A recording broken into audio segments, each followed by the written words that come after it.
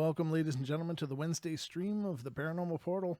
I'm your host, Brent Thomas. I'm thrilled you're here. I hope you're here. If you're not here, then there is definitely a problem. And as usual, on Wednesday nights, I'm always joined by my good friend and co-host, Mr. Don Longbeard. Hey, look at that. Hi. Look at that. Hi. He's got his own camera now. Ah. That's part of what pushed us back on our stream tonight, ladies and gentlemen. It's all my fault. Well, no, it's certainly not, but it's something that required a lot of configuration, a lot of figuring out. So we have, we have figured it out, and I think we're good. I don't know.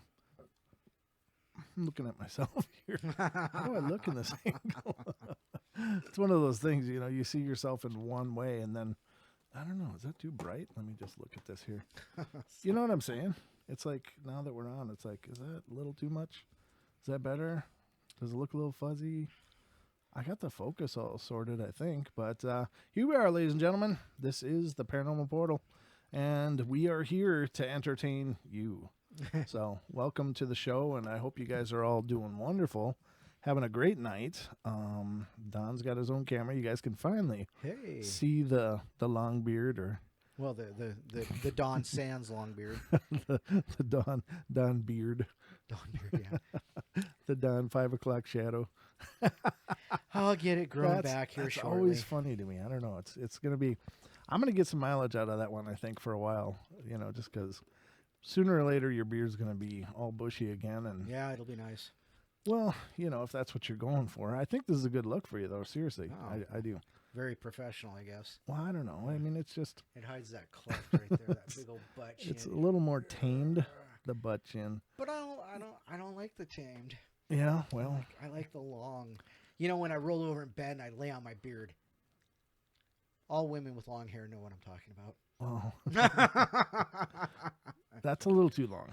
But, I don't know. It's all good. So, folks, I hope you're doing great. Thanks for tuning into our Wednesday stream. This is live. This is unrehearsed. This is what you see is as it happens.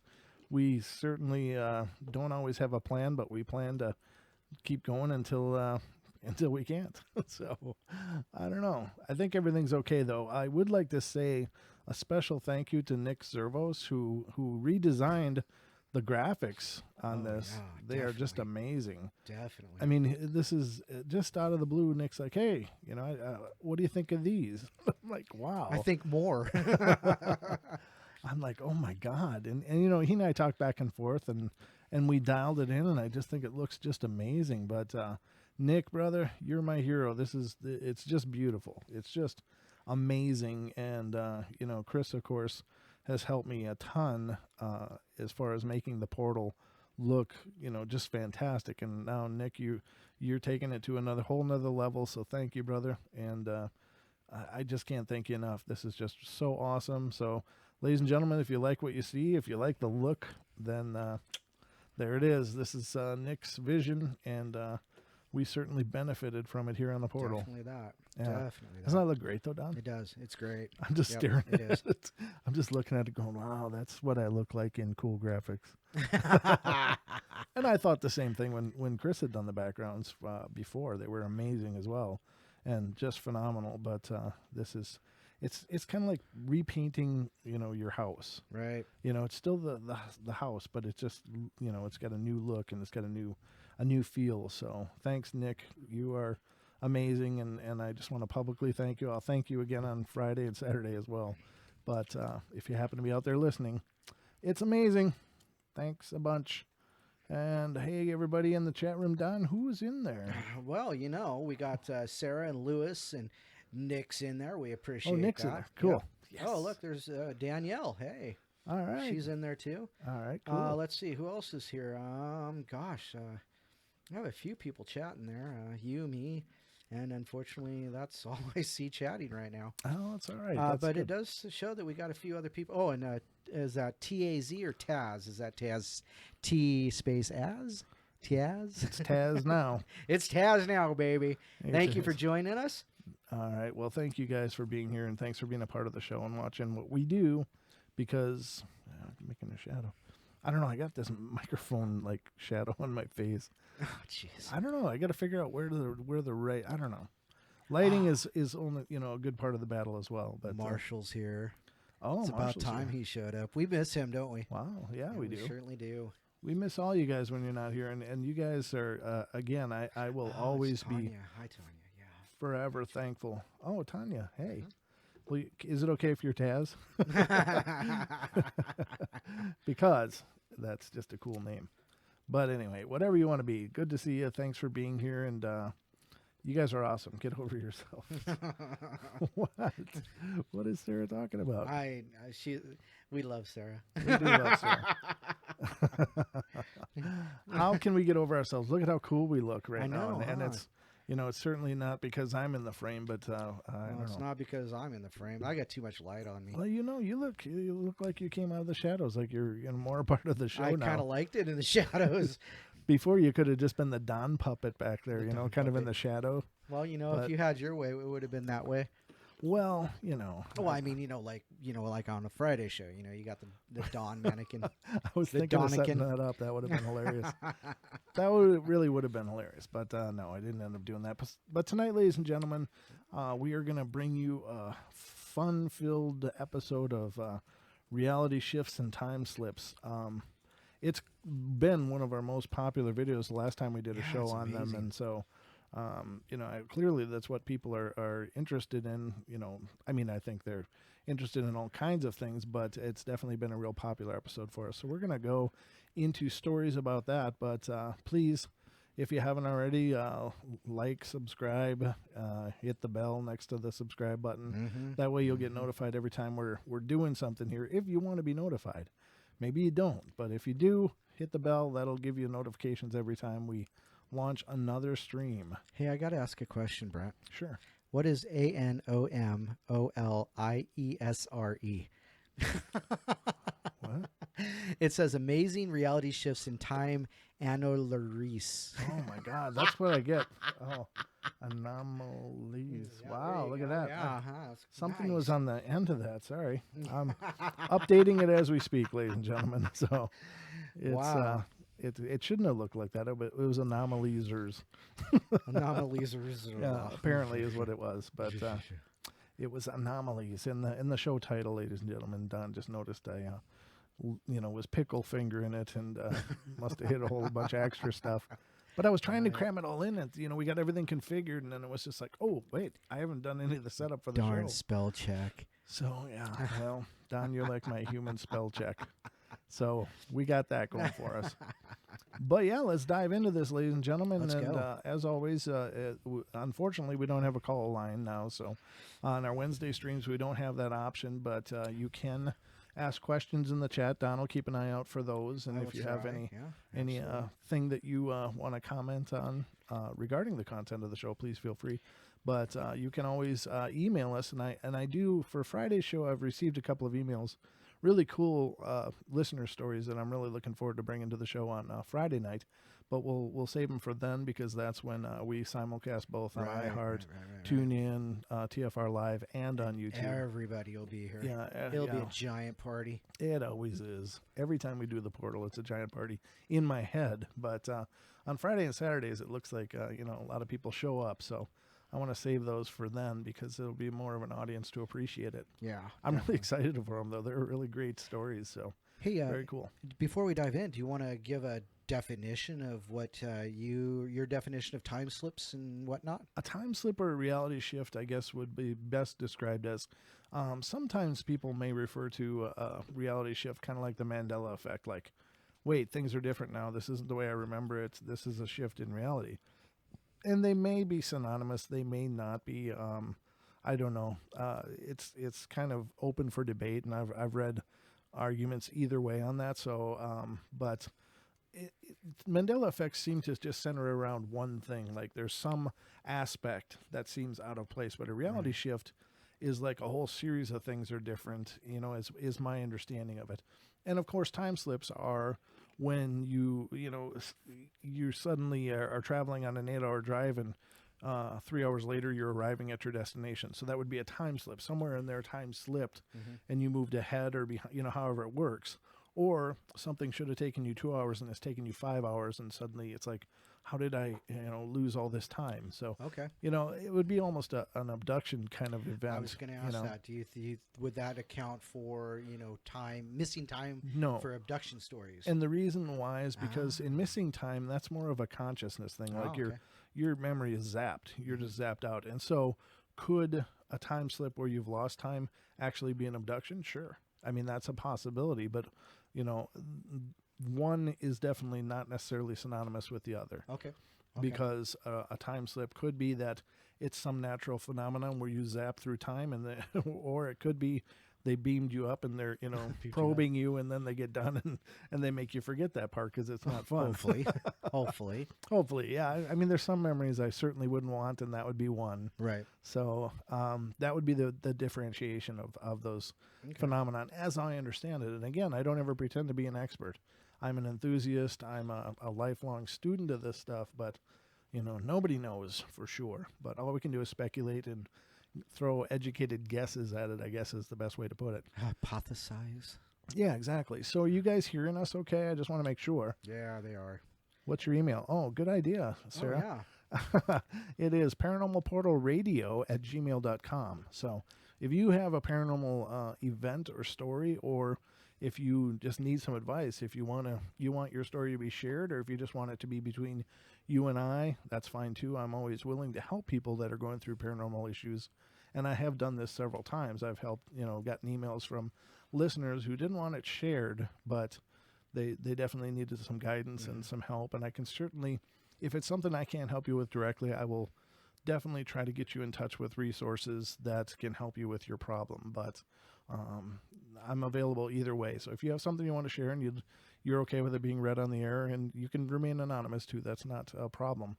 Or if you just need some advice and just want to, throw something at me, or even your thoughts on something, I'm happy to hear from you. So again, paranormalportalradio@gmail.com is the email address. So, and on some of these slides, you're going to see call in, dead or alive. Nick, that is awesome. Unfortunately, tonight is not a show that you can call in on these Wednesday nights. We don't have access to the call board, so just disregard those if you see them on the screen. But on Friday and Saturday nights, those are absolutely active. So, call in, dead or alive. That was so awesome. Oh, that's good. It is.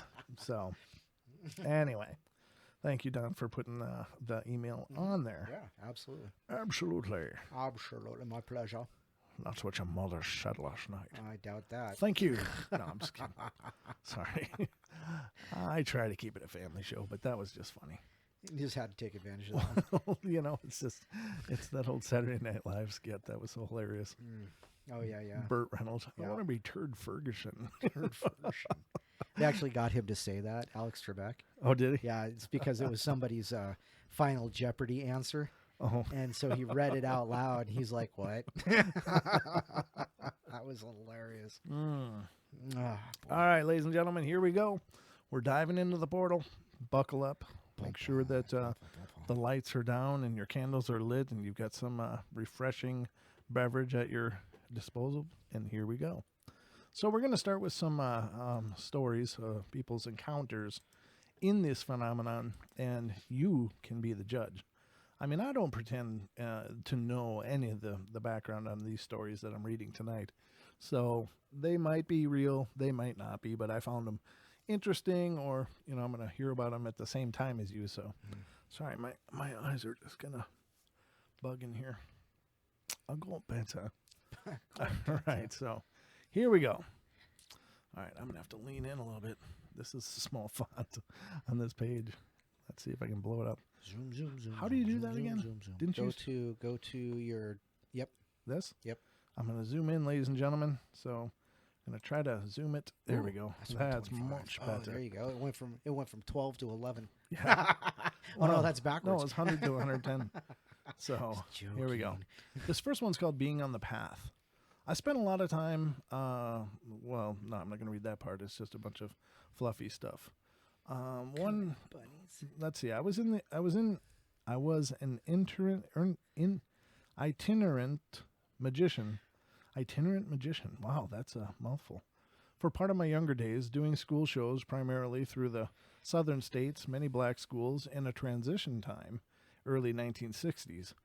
It was an extremely interesting experience. During that period, I experienced what I called being on the path, a condition in which nearly all my needs materialized out of thin air, just as in my act. I look back at that time as the most perfect part of my life in so many ways. For instance, I wanted to do a trick with a cage. I had the idea in my mind, but it would take a cage rectangular in shape with a bottom that was removable. I was walking past a gas station at the time, and I looked behind the trash area, and there was my cage, perfect in every detail, sitting on top of a waste metal container. When cold weather came up, I was offered a brand new jacket. This was not because I asked. It just happened. I stayed often in homes of complete strangers at their request and never wanted for food or actually anything. Eventually, I returned to California and to the world of aerospace to work on the Apollo Moon project. But that period will forever be be very special in my memories. I'm sorry. A lot more happened, of course, that's the gist of it. 3 times in my life I have been the subject of a prophecy. Oh. In the first one, a friend told me that you will find a Klein bottle in a thrift shop for 10 cents. With your background, I am sure you recognize the term as it applies to a curious one-sided three-dimensional object, not something you find in ordinary commerce. Perhaps 10 years later, in shopping in Sunny Vale at a thrift shop, I came across a little Klein bottle for 25 cents. I am sure that inflation accounts for the difference. I still have that little bottle 30 years later as a prized possession. Now, some of these people clearly define reality shifts as, just providence or, things just coming together for them Right. in a synchronicity or serendipity kind of way. And that may very well be a demonstration of a reality shift. Like, does reality shift depending on our karmic path, so to speak? So in other words, if you're living a life that is in tune with yourself and with your highest good, are you therefore shifting reality so that things like this, your needs are met, things that you want just manifest? And is that considered a reality shift as well? And I guess it certainly could be. I hadn't really thought about it that way myself, but it makes perfect sense. And then you'll notice that when you're in contrary to your nature and when you're living, not in balance with yourself or with your surroundings, then everything goes wrong. It doesn't matter what you do, you get knocked on your tail. And I think that's a reality shift as well. And I think that those kind of shifts are more, more of the, if you subscribe to the term super ego, or as Chris Geos says, and Cherie, they talk about organic consciousness. Right. And so when you're in tune with your organic consciousness, are you manifesting? Are you creating a path where things fall into place and, all your needs are met? And if you're living in contrary of your organic consciousness, when you're having problem after problem after problem and you just keep hitting the walls, is that reality? Is that a higher consciousness saying you're doing it wrong? And this path is just not going to work for you. So you hit these walls over and over. And that's certainly a possibility, but reality shift can be any one of those as well. It can be something as weird as, I walked into this alleyway and suddenly I was, back in, looking at it as it existed 50 years ago. That certainly would be a reality shift or time slip. But, it could be in terms of things either really working smoothly for you and coming together, or being an absolute contrary fashion where nothing works. Right. So, very interesting. And that's a really good point. It's an interesting way to look at it. Right, I think so. Sometimes the events that cause major reality shifts seem so insignificant at the time they occur that if we are not paying very close attention, conscious attention, we may miss out on something radiant. I was born curious, and that curiosity sent me on a research journey recently that made a lifelong love affair take on a sacredness that I would never have suspected. I'm sorry, I'm just reading like a 3-year-old here. A friend of mine had a guided spiritual journey experience and came away disappointed because she did not understand nor accept the symbolism. The woman who acted as the guide told my friend that the experience was shamanism and might unfold in meaning as time went on. The symbols that occurred during the journey fascinated me. My friend was tending to her ailing elderly father, so I decided to break down all of the symbols and began to research them for her. In one of the experiences my friend mentioned was the smell of roses, and she knew that her patron saint was with her, Saint Teresa. Not being raised in the Catholic Church, I did not realize that there were two Saint Teresas. My initial research was on Teresa of Avila. I shared the research with my friend, and she wrote to me saying that her patron was Therese, of Lisieux, Lisieux. I imagine that's pronounced Lisieux. I'm going to go with it. I'm just kind of being worldly.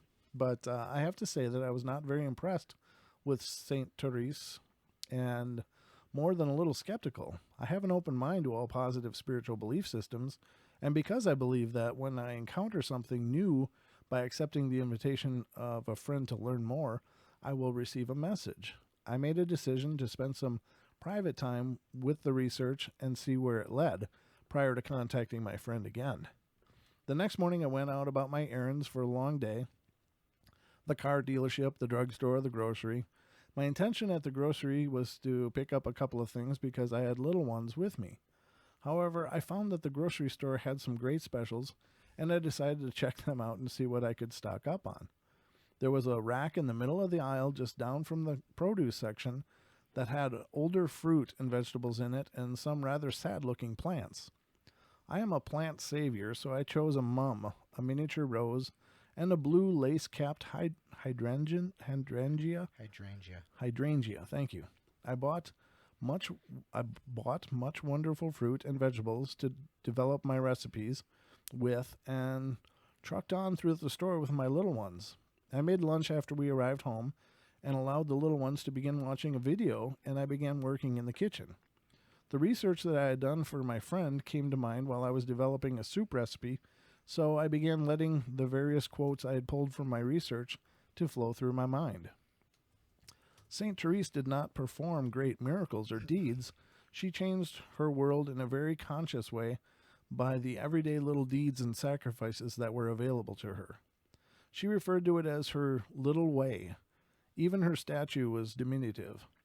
One of the most interesting bits of information I learned about Saint Therese was her love of flowers and the adoption of rose as her symbol.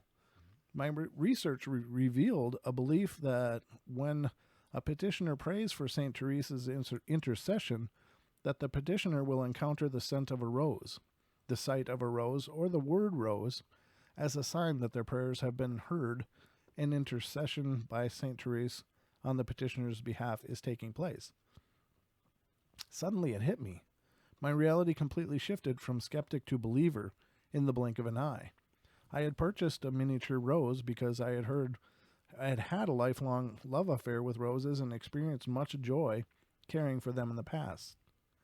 I bought a rose. Immediately felt that Saint Therese was telling me that she was there believing in me even when I could not believe in her.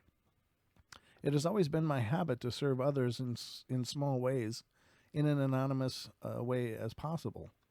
I even struggled for years with the question of the charitable donation being tax deductible. If you receive part of the donation as a credit, then was the donation really charitable?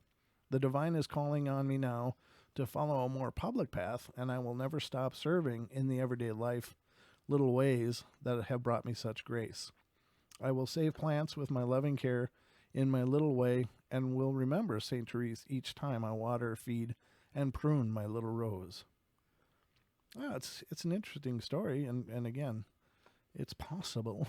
What do you think of that, Don?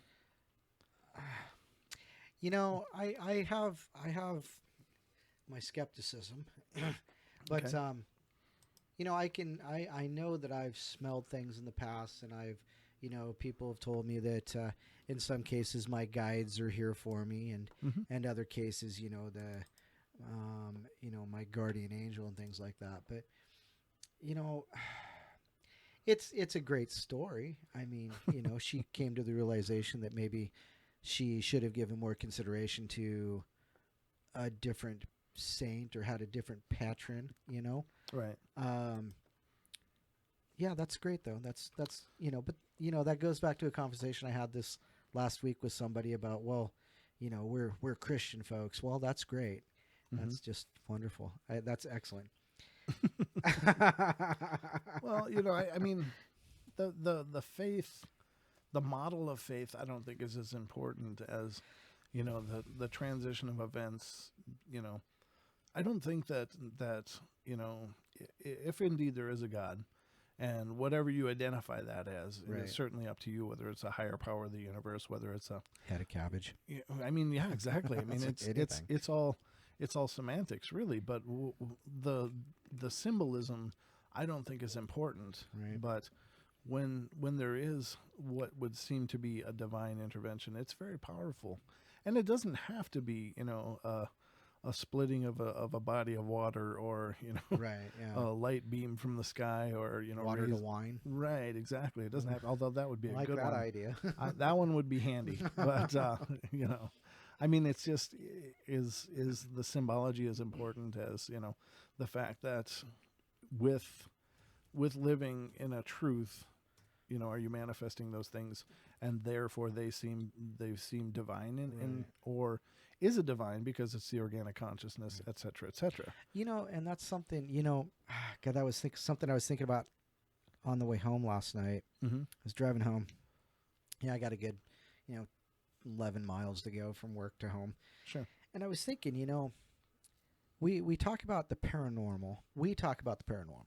And we talk about the paranormal as it relates to spiritual happenings and ghosts and poltergeists and things like that. And then there are other people who Mm-hmm. talk about the paranormal as maybe conspiracy by government.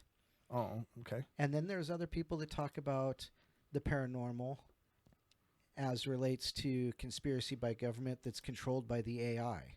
So there's like three different levels of Yeah. paranormal. You know what I mean? No, I understand. I mean, yeah, it's hard to track. There's so many ideas of what that means. Right. Sorry, I'm gonna just turn my contrast down. I'm looking like I got a sunburn. Yeah, I did the same thing. Did you? Yeah.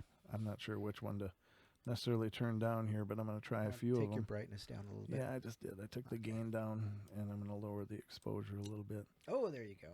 Oh, whoa. Yeah, now I don't look like I'm glowing red. But no, I get what you're saying, and I agree that there's so many ideas behind what is paranormal. Right, I mean, right. is there, again, semantics are a person's way of defining a phenomenon. Right. Right. So people put so many different titles and so many different narratives on a similar phenomenon, and I don't know that it necessarily changes the nature of them. It just changes the way the person can understand them. right. You know what I mean? Does that make sense? Yeah, absolutely. Absolutely. And, and that's that's three ways that I've noticed for the most part, the most used explanations or well, you know where I'm going with that. The most used explanations and Mhm. reasons given that there are such things as paranormal. So, Right. Yeah, I mean, some people seem to be, and I'm in several groups online, and some people just want to explain everything as paranormal. right. And I think that's because some people are so, I don't want to ever, bash anybody, but I think some people are so desperate for that paranormal in their lives, Right. because they like it, because they're interested in it, and they want it to be, fantastic and phenomenal, and they want the world, their reality, to be fantastic and phenomenal, Right. because that's what they're interested in. So they try to desperately explain everything with that paranormal spin, like it's, I don't know. I'm not sure where I'm going with all this. I probably just talked myself into a corner. I just keep following thoughts, and then it. I tell you what, it's your show, buddy. Yeah, well, it doesn't have to make sense. It's mine. It's No. mine. You know what I'm saying? I mean, I try to.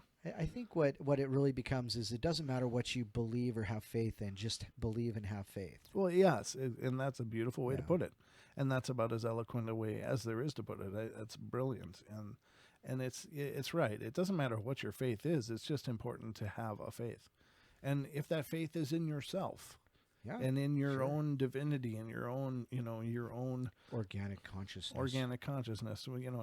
And granted, those are Chris's terms and stuff. Right. And Well, but I think that they perfectly illustrate that nature, that and so that's fine. I can certainly use them because it does make sense. I don't know. It's all subjective though, right? yeah. So Absolutely. then there's the idea that if you believe, again, and I've used this example several times, but if you believed with all of your heart of hearts that a piece of cheese was holy, Right. then it will be, because so only you're if it's Swiss.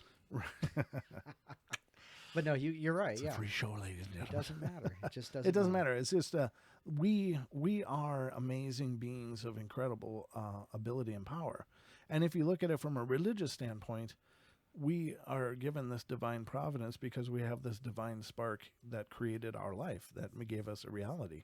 And so in that, as above so below, that whole thinking, that's if we are created by a divine being, and whether you believe in that or not, but you believe we have a reality, then we are in fact divine. And so as divine beings, we certainly can create reality as well. And perhaps a lot of the paranormal stuff that goes on is that reality being created, Right. Right. So perhaps people are creating paranormal events without knowing it. And I know in terms of like poltergeist situations, the prevailing theory is that it's manifest by a person. Now, is that definitely so? No, of course not. But it's a prevailing theory that people are dealing with such repressed emotion that they are manifesting this in another being Mm-hmm. that is created from their own psychological issues. And so in that case, how powerful are we? How powerful are people? So could we actually bend reality? Could we actually bend time because we are, so incredibly dynamic and amazing? Right. But getting to the point where we can consciously project that is a whole nother issue. Well, not only consciously, but live by our conviction of it. Right. And that's another thing is, you can consciously believe it, but if you don't live by your own tenets, Right. your own beliefs, then you have nothing. By the way, can I mention, Yeah. can you change that second O in anomalies to an A? I thought, oh, yeah. Anomalies? Anomalies. Okay. Again, ladies and gentlemen. The chat room was laughing about it, Brent. I'm just letting you know. That's all right. Get them while they're free. All right. I'll even capitalize it. Everybody happy now? It probably won't show up until it's all broadcast. No, it's showing up right now. It isn't? Yeah, Okay. you're making changes, and it's changing Outstanding. live. As a matter of fact, there it goes. Woo. So now it's correct. All right, ladies Just and to let you gentlemen. know, POL pointed that one out. Prodigy. Oh, did he? Prodigy pointed that one out. Oh, see? Nick, I got some work for you here, brother. I've been talking about the need for a producer here on the show. No, it was my fault because I was jamming in. Yeah, we were just rushing to get it all ready to go because I didn't realize I hadn't done that part of it, the prep, until it was like 1 minute before 7, or maybe I noticed it at 7. When did we notice it? Yeah, it was at 7. We were just about to launch. I'm like, yeah. "Oh, It was wait." 3. I looked at it and I went, oh, it's 7:03. Well, it'll just be a minute. So then I posted, well, we're going to be like 10 minutes late. Yeah, well, Just to let you know, Don's laughing at you too. spell check. That's why, Don. That's why you're proofreading a book of mine. She also said not everything paranormal is all that fantastic. Well, yeah, the paranormal doesn't have to be overly fantastic in my opinion. If it's spiritual related, or if it's self manifestation or whatever that is, once again, it's caused by what we believe and our confidence in ourselves. Mhm. Like you said, even if you just believe in yourself. Well, I believe I'm the only one that's going to be able to get done what I want done in the way I want it done. I can explain it to 10 different people and get 10 different ways, and it's still not the right way. But that's just me. Manifesting my destiny on it. Yeah. But I mean, even just the little things. It may be paranormal, quote unquote, but it doesn't have to be spectacular. Well, you're right. I mean, it doesn't. I mean, but when you think about it, okay, so even a small paranormal event, and some of them are really hard to quantify and prove Yeah, that they're definitely. paranormal in nature. But if you look at even what would be a good one, a cupboard door opening. Hmm. I mean, when you think about the ramifications of that, so basically it is a demonstration that by force of will, and that if we believe that some of these paranormal occurrences were manifest by people that used to be alive and are no longer alive, that it shows that lying dormant in every one of us is an ability to actively interact with the matter of this reality in a very dynamic way, not only in grabbing and moving and physically altering physical reality.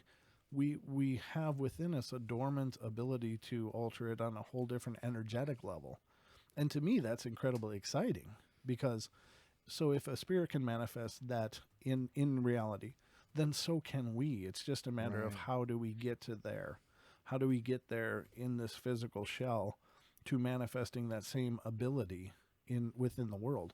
And there are people that have done it. I mean, there are telekinetics out there, or psychokinetics, or there's pyrokinetics there that that believe that they can start fire with a mind, and Right. and there's demonstrations online allegedly of people using chi to ignite paper Right. and do that. And so we have within us an incredible ability to dynamically affect the reality around us. And so, yeah, a cupboard door opening may not be in the grand scheme of things, may not be an earth-shattering event, but when you look at the ramifications of that event and what it could mean for us and demonstrating to us, then it becomes very incredible.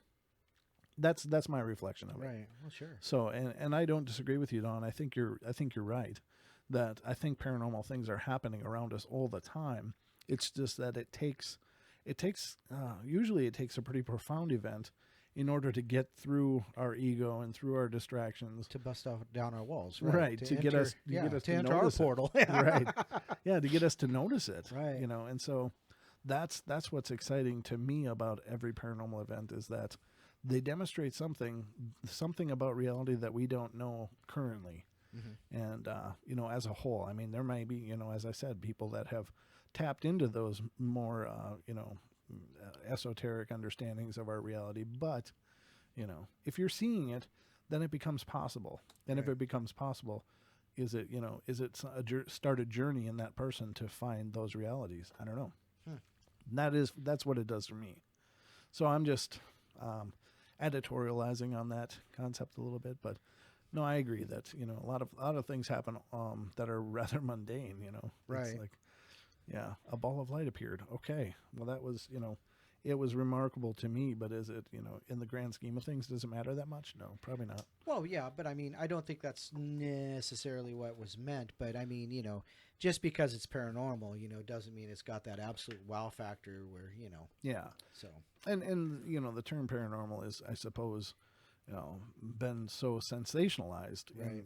with the current media and stuff to mean these nearly miraculous events. But I don't know. Maybe it's all normal. We're just our perception is just so limited, right? Maybe we're just the abnormal. Yeah, maybe we're the paranormal. There you go. These guys don't see anything. God. Gosh, what are they? What's their problems? Yeah, exactly. So, but anyway, that was a great discussion, though. I love those discussion points. So, Yeah, absolutely. as you see those come up, definitely let me know. Yeah, absolutely. That's why we like audience participation shows. Yeah, well, I mean, that's just it. And as I said before, when I started doing this show, when I started envisioning what this show was, it was all about participation in my mind. And again, I refer to Sasquatch Chronicles Right. with Wes Germer. I mean, his whole catalog of shows is basically listeners calling in and sharing their stories, Right. and or emailing him, or they're submitting those. And to me, those are the most exciting because nobody's ever heard them before. Nobody's ever heard those stories before.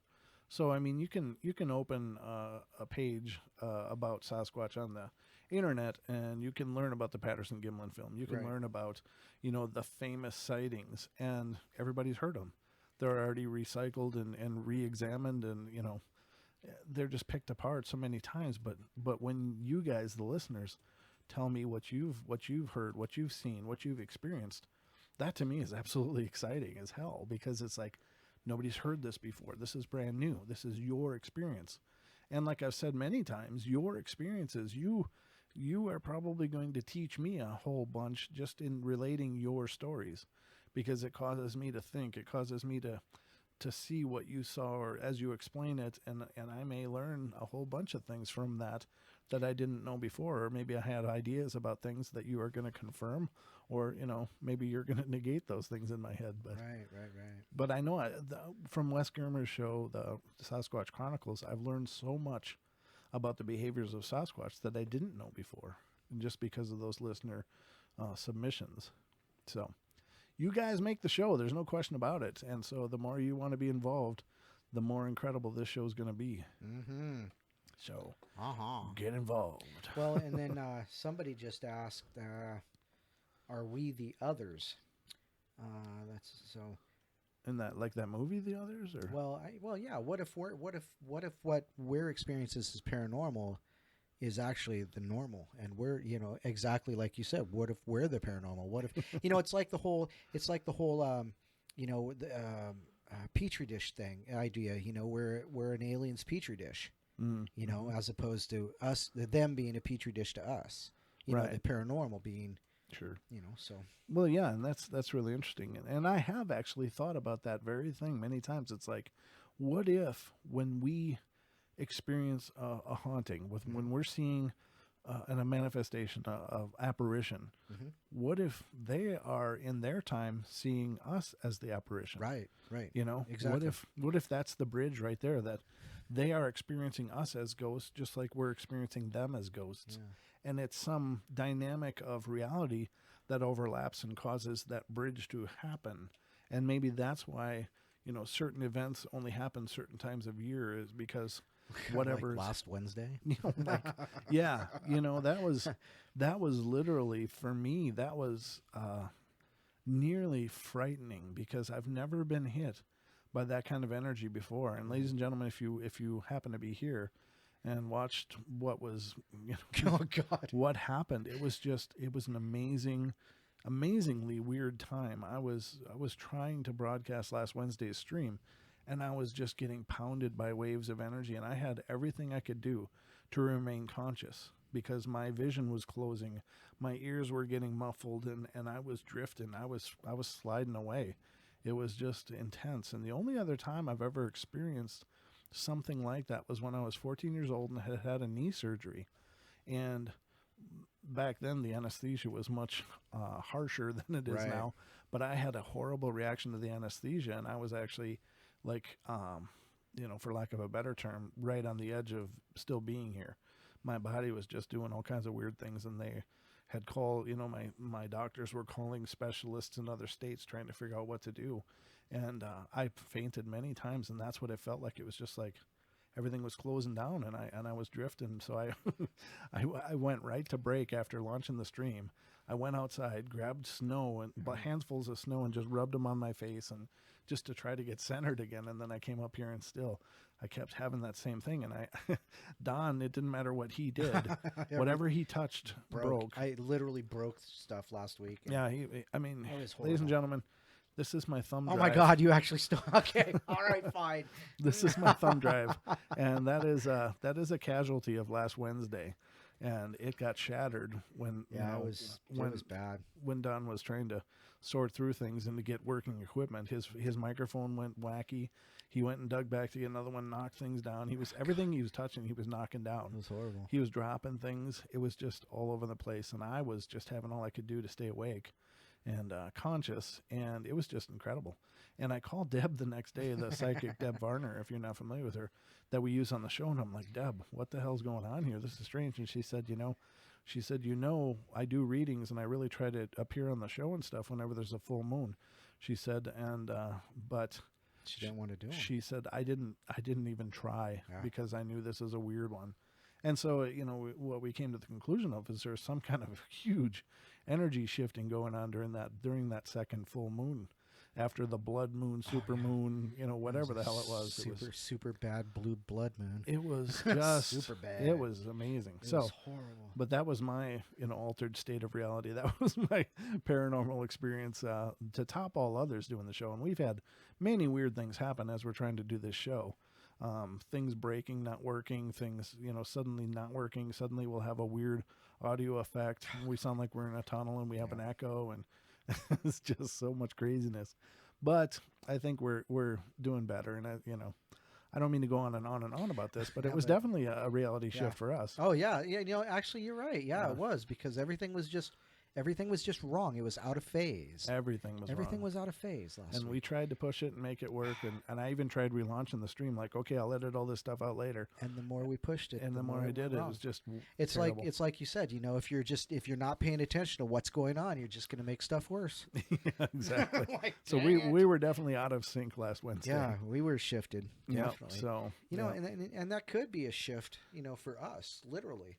Well, yeah, it could. Our own shift, say a reality shift instead of a time slip or a time shift, but it's certainly a reality shift. I nearly shifted my pants. Just kidding. Thank you. Thank you very much. Oh, Brent. So, God love you. Yeah, someone's gotta. But, I don't know. It was just a strange time, but it was kind of a cool experience now looking back on it, but at the time it was horrible. It was kind of unnerving, kind of scary, like you said. Yeah, I even went to the emergency room afterwards, and they ran hours of tests on me and couldn't find anything that should be doing that. So it was definitely an energetic thing, but very creepy.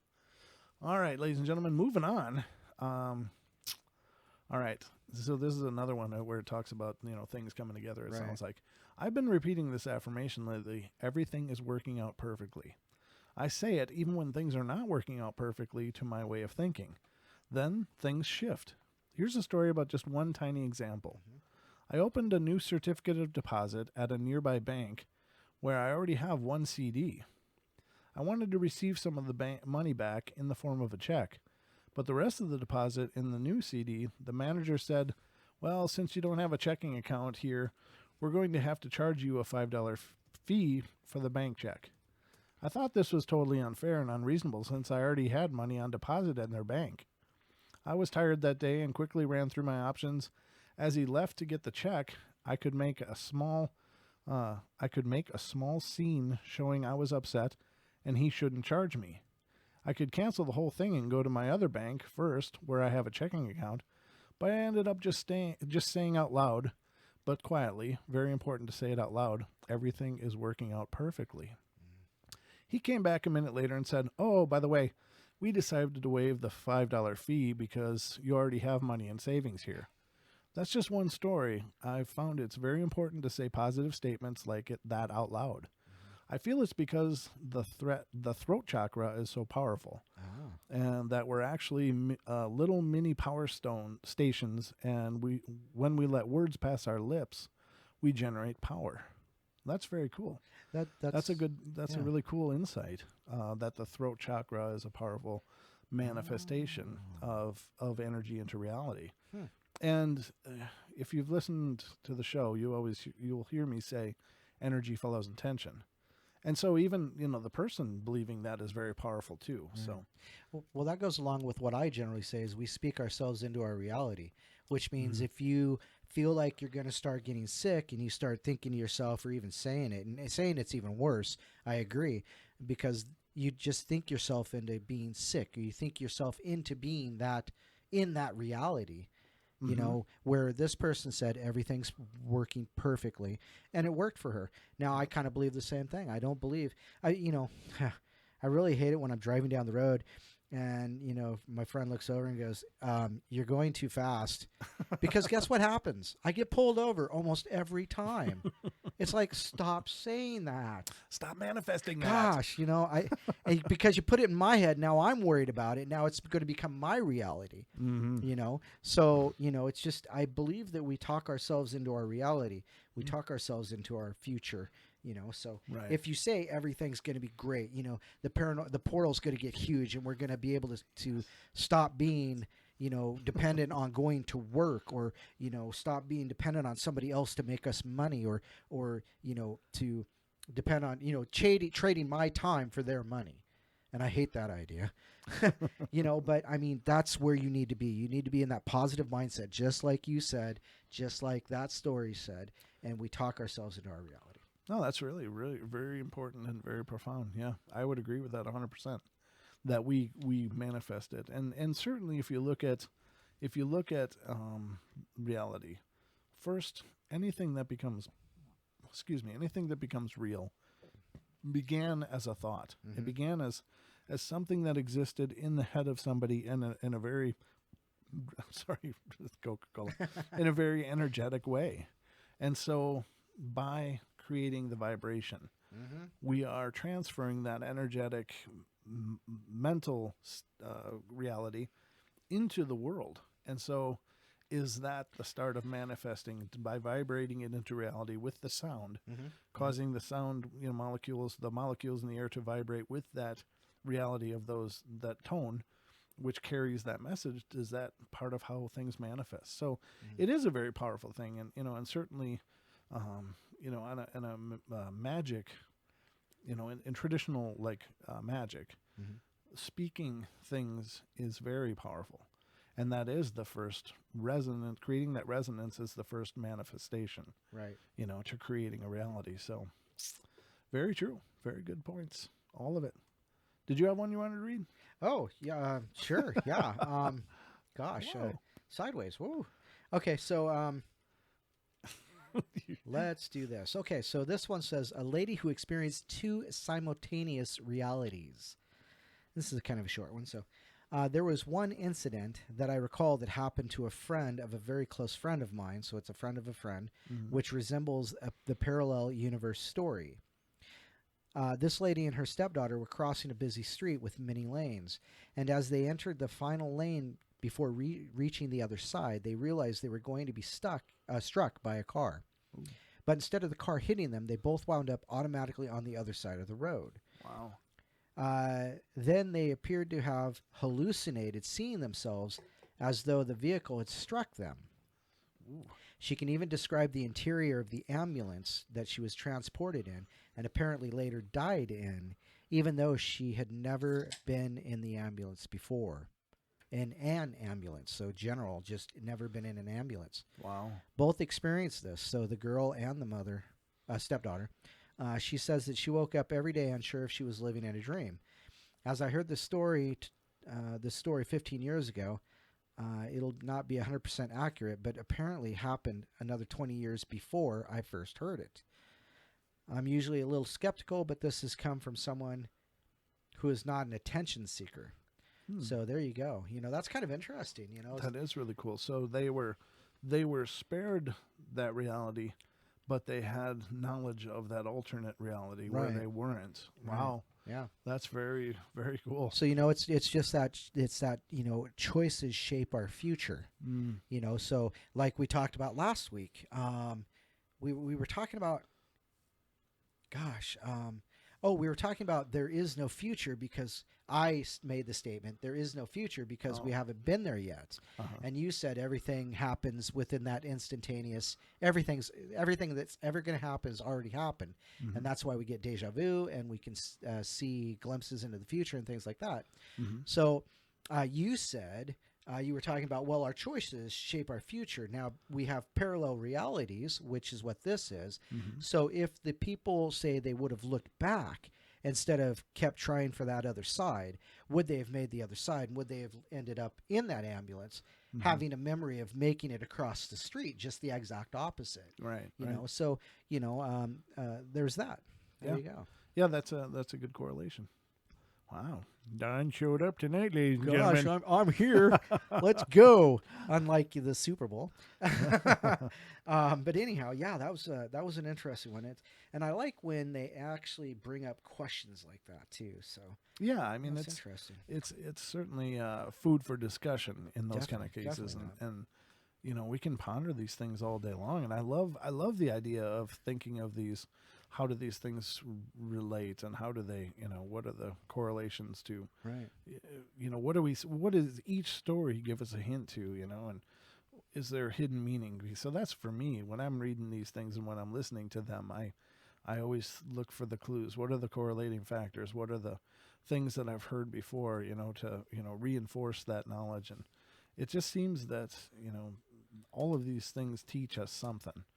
And so I love having these discussions where we ponder them and where we, look at cause and effect and what are some hypotheses about it. It's pretty crazy. Yeah, absolutely. Absolutely. But, yeah, Sweet. very cool.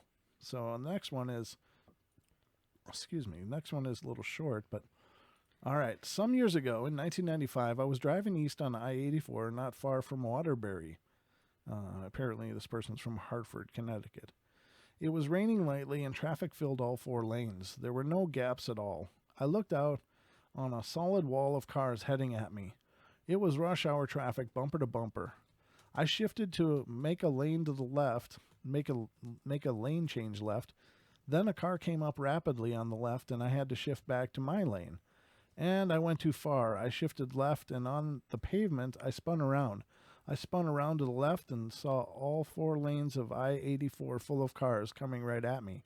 I continued spinning through 360 degrees and found myself on the left shoulder just out of traffic's way.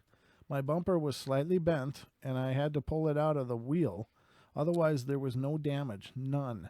In short, somehow in heavy bumper-to-bumper traffic, somehow a hole opened up for me and it took me a while to catch my breath. I got off of I-84 and got some snack food. I just stopped for a beer, but okay. Beer and shots. Yeah, it's like, okay. No, that's very cool. And there's so many stories like that one out there. Yeah. And I shared one that I had heard as a teenager, or maybe I was like 12 or 13, but I was at a friend's house. My best friend and I would always hang out, and we lived a couple miles away from each other, but we lived rurally, so like we were the only ones there were to. So we'd ride our bikes to one house or the other, and we happened to be at his house, and his mom had a friend over, or a couple over, and they were talking about this experience they had, and it was very similar to this in that they were driving on a road, a 2-lane road, in the night. And it was a road they were familiar with. Mm-hmm. So there's like oncoming traffic. And as they were driving along, it was rainy and it was already, crummy conditions being night and rainy, like a thunderstorm. But as they came up or over this rise, here was 2 semi-trucks. One was passing the other one and they were just side to side and coming right at them. And there was nothing they could do. They just watched this happen. And they both corroborate the story. They're a husband and wife team. They say the husband was driving and suddenly found himself in the back seat looking at some being of light in the driver's seat. And suddenly there was a 3rd lane on the right, and this being of light piloted the car over on this lane that they knew didn't exist but existed now. Right. And they passed the 2 semis. And then it merged back on the road, and bam, the next thing he knows, he's back in the driver's seat. Oh, wow. And she looked over and saw this being of light driving the car at that point, take too. the wheel, eh? Right, exactly. Oh, wow. Yeah. I didn't even know Jesus had his license. But yes, very much so. So, and then they said that all they could do was pull over and just stare and breathe. And I think they cried and just, they knew they had witnessed, for lack of a better term, a miracle. Yeah. Yep. So the lane, and they knew this road. There was no 3rd lane, and they drove back to the same place many times, and then just remarked to each other how amazing that was. But they were given another option. There was a reason they were supposed to be around. Right. So very cool story. Again, it's something I heard and have had in my head for years. I have no reason to doubt these people, and as they shared the story when I was there, it was still a very emotional thing, and the woman, got misty, and it was clearly, a lot of emotion tied into it. So, and they felt so moved that they shared it as a story of faith, and whatever you believe, it's up to you. But there does seem to be higher powers out there. It's just one of those things. Why does it happen sometimes, and not other times? I don't know. I wish I could answer that one, but the next one is another kind of short one. Several years ago, I had 3 friends living with me. Our broom was a fuller broom, bought by my mother from a Fuller Brush salesman many years before that. Okay. They last forever, in parentheses. One day, one of us needed the broom, so went to find it. Everyone got into the search, and it was nowhere to be found. Winter came, and several feet of snow covered the ground, and I told the others it was probably under the snow somewhere, and we'd find it in the spring. Well, spring finally came, and still no broom. There was talk of a ghost took it. Then one day I walked out into my woodshed, which also has a freezer in it, and there, leaning against the freezer, was the broom. I stared at it for a while, not believing my eyes. Then I went into the house and asked, "Okay, who found the broom?" And everyone looked at me like I was nuts. Each one said they hadn't. I told them where it was, and they all ran out to see it. To this day, I don't know where it went or how it got back. I still have the broom, and it hasn't disappeared anymore. Speaking of brooms, as a side comment, I'm just curious, Don, if you've ever heard of this before, because I haven't. But apparently, on the spring equinox, Oh yeah, you can stand a broom. you can up, yeah. stand a broom up on end. Yeah, it's supposed to be the same. Well, it's the same thing as you're supposed to be able to stand an egg up on its end. Yeah, Yep. it's the same thing, but on the vernal equinox. But it's just a matter of being able to get it to, because we're supposed to. You're supposed to. It's that balance. We're supposed to be at balance with nature at that point, or that's what some believe. There are other explanations, but and where you have a balance between gravity and whatever that other force is, inertia for that matter, whatever. But Sure. we're supposed to be at balance, so you're supposed to be able to do these odd things like standing an egg up or standing the broom up. But yeah, I have heard of it. Yeah. Okay, I had never heard of that. Yeah. But apparently, yeah, ladies and gentlemen, on the spring equinox, you can take a broom and I saw a bunch of pictures of this as well, and you can put it on its flat part, and you can balance it. Right. And I even saw people that had taken pictures of those angled brooms doing that too. Mm-hmm. So I don't know if there's something to it or not. I just had learned about that myself. So I know. I know. I've been stood up on the end of a broom once or twice. Ooh. Get out. Don's being shooed out like a rat. Oh, man. No. Yeah. No, but I just heard about that and I thought, wow, that's an interesting story. I'd never. That's amazing. I can't believe you've just heard about that. Yeah, I don't know. It's weird because I know so many obscure paranormal things and somehow I missed balancing brooms. Yeah, well, it's better than balancing eggs on your nose. Yeah, well. You end up with egg on your face. Ba-dum-bum. Yeah, exactly. So weird. But apparently, ladies and gentlemen, with the spring equinox approaching, mark your calendar to stand your broom up, take a photo, and send it to the Paranormal Portal, and we will put it on our Facebook if we get any. And if you can't stand a broom up, stand your date up. Ba-dum-ba. It's just It didn't work, did it? the laughs keep coming, ladies and gentlemen. It's free. What do you want? It's free. Dawn says, "Yeah, but the flying broom." Don, if you've got a flying broom, I definitely want photos of that. Oh no, she says, but flying the broom. Oh. I don't know if I was flying the broom, but I know I was running quick. That's right. Don was just getting ready for the Quidditch. Quidditch. I was trying out for Quidditch. He's a bludger. No, I was the bludger. I was the bludger. Well, there you go. But yeah, no, it's just a weird thing I just heard about. I'm sorry if that's common knowledge and somehow that knowledge missed me, but to me it was absolutely interesting. Oh no. Dawn just pointed out that it's on March 21st. Well, it's always on March 21st, but it's on a Wednesday. Is it? Okay. On a Wednesday? Yeah, so that means we'll probably be here. In the middle of a week? We'll probably be here live streaming. That's, I think, the point. Well, then, hopefully we'll have a better time than on the super blue blood moon. Oh, God. Yeah. No, I can't do that again. That one time ever is good enough for me for that. That was horrid. Yeah, please let it be a good one. Because nature's supposed to be in balance, so we should be okay.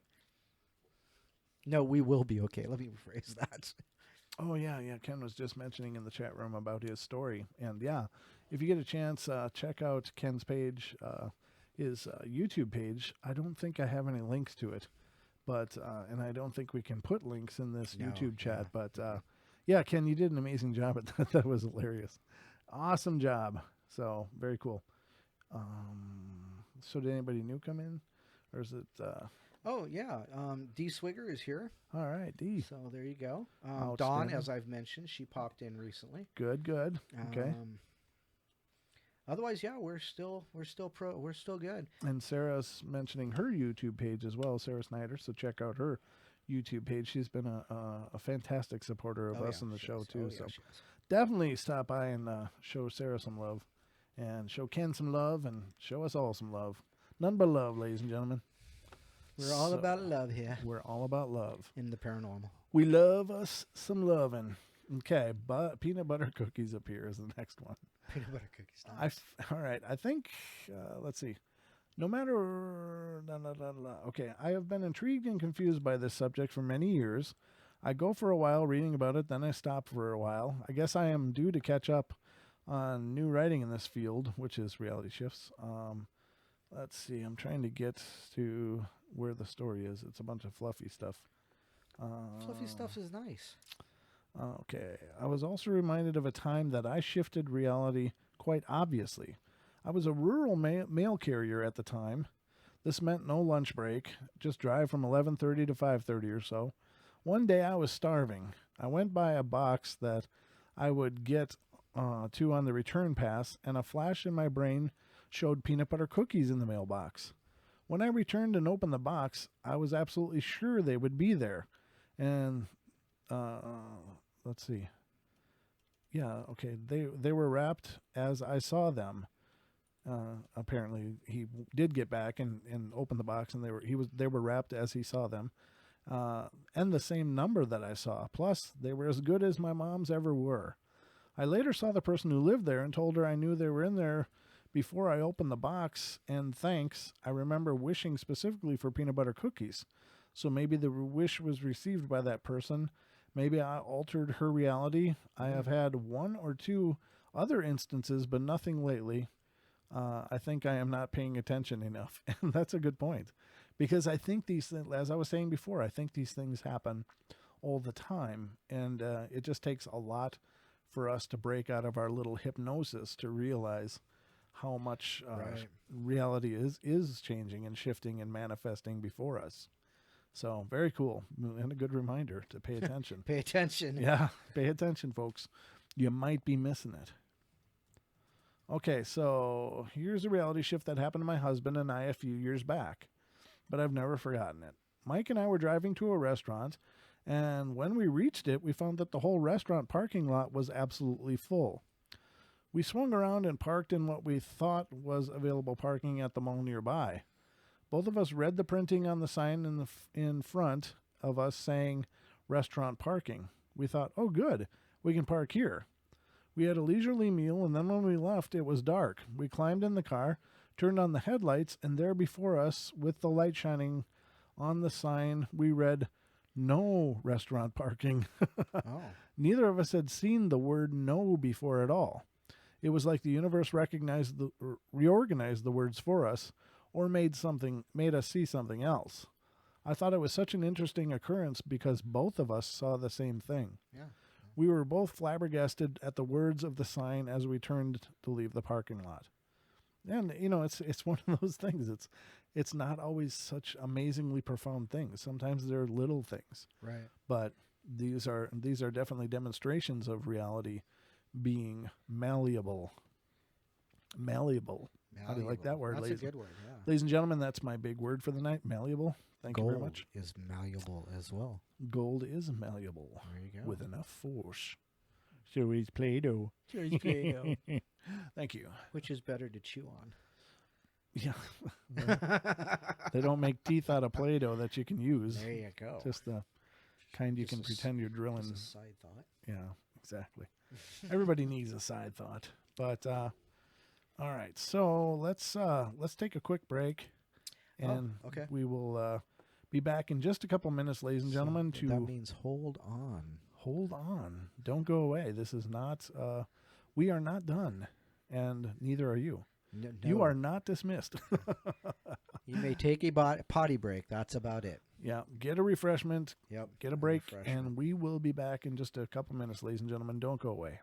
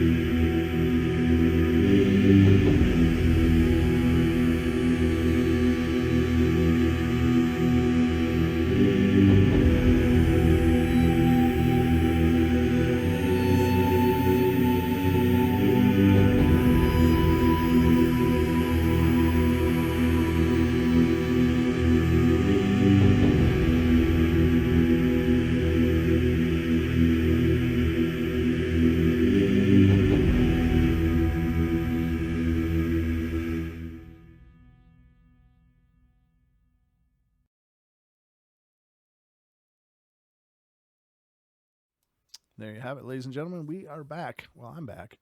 Don's not yet back, but I just pull up one camera then.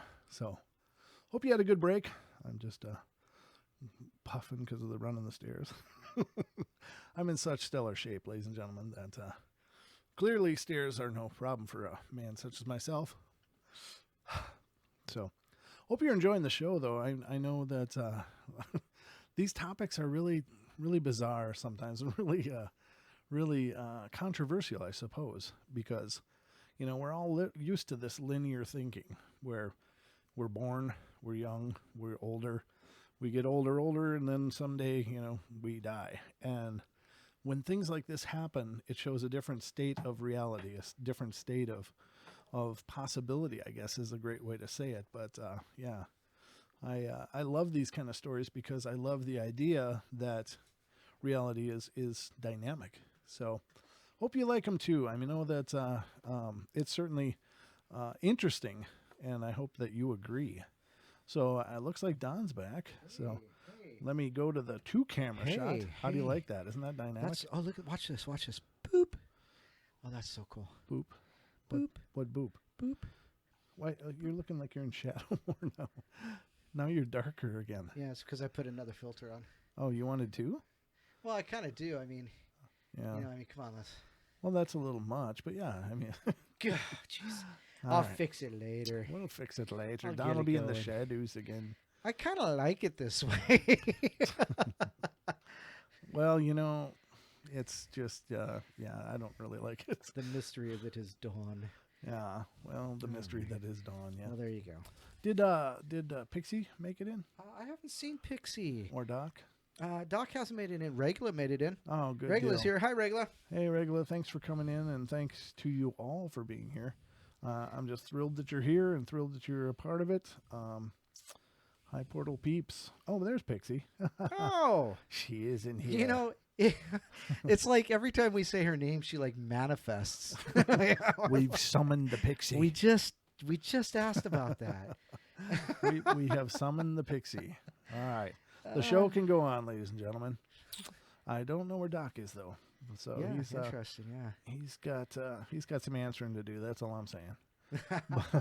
But definitely that. He's been missing the show for a couple weeks. yeah, now. no, I talked to him, and he just said that he's just been busy. no, he's trying to get back to a more human schedule, is what I think it was. I understand that. He was staying up pretty late to be a Yeah. part of the show, and that's fantastic, and that's fine. I totally get it that it's tough when when we run such late night hours on the Right. normal broadcast. Right. That's why I like these Wednesday shows because Yeah, we it get does to make it a little more accessible for Yeah. people that you Yeah. don't have to only go on 3 hours of sleep in order to be a Oh. part of it. People don't like doing that.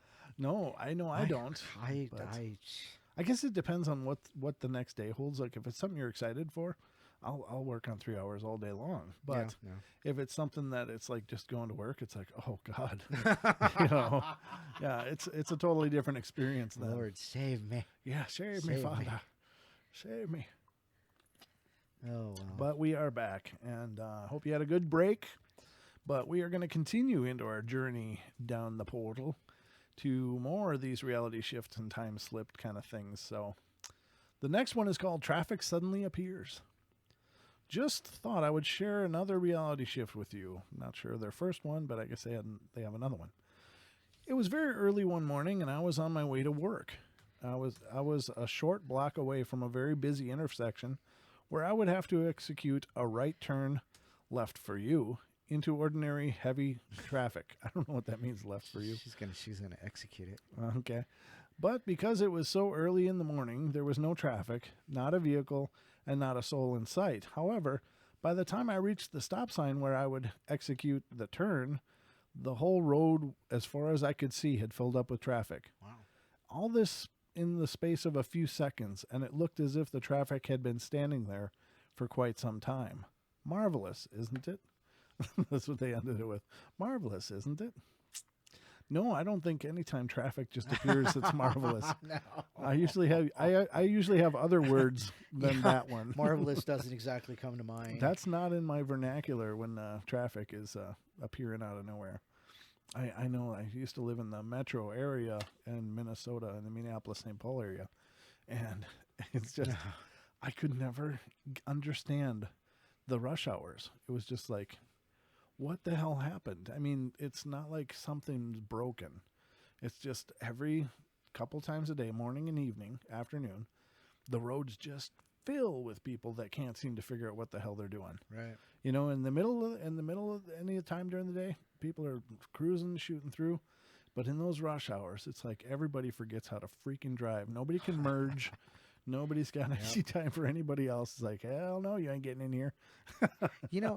Funny you should say that because, in our little town here, we've got the byway.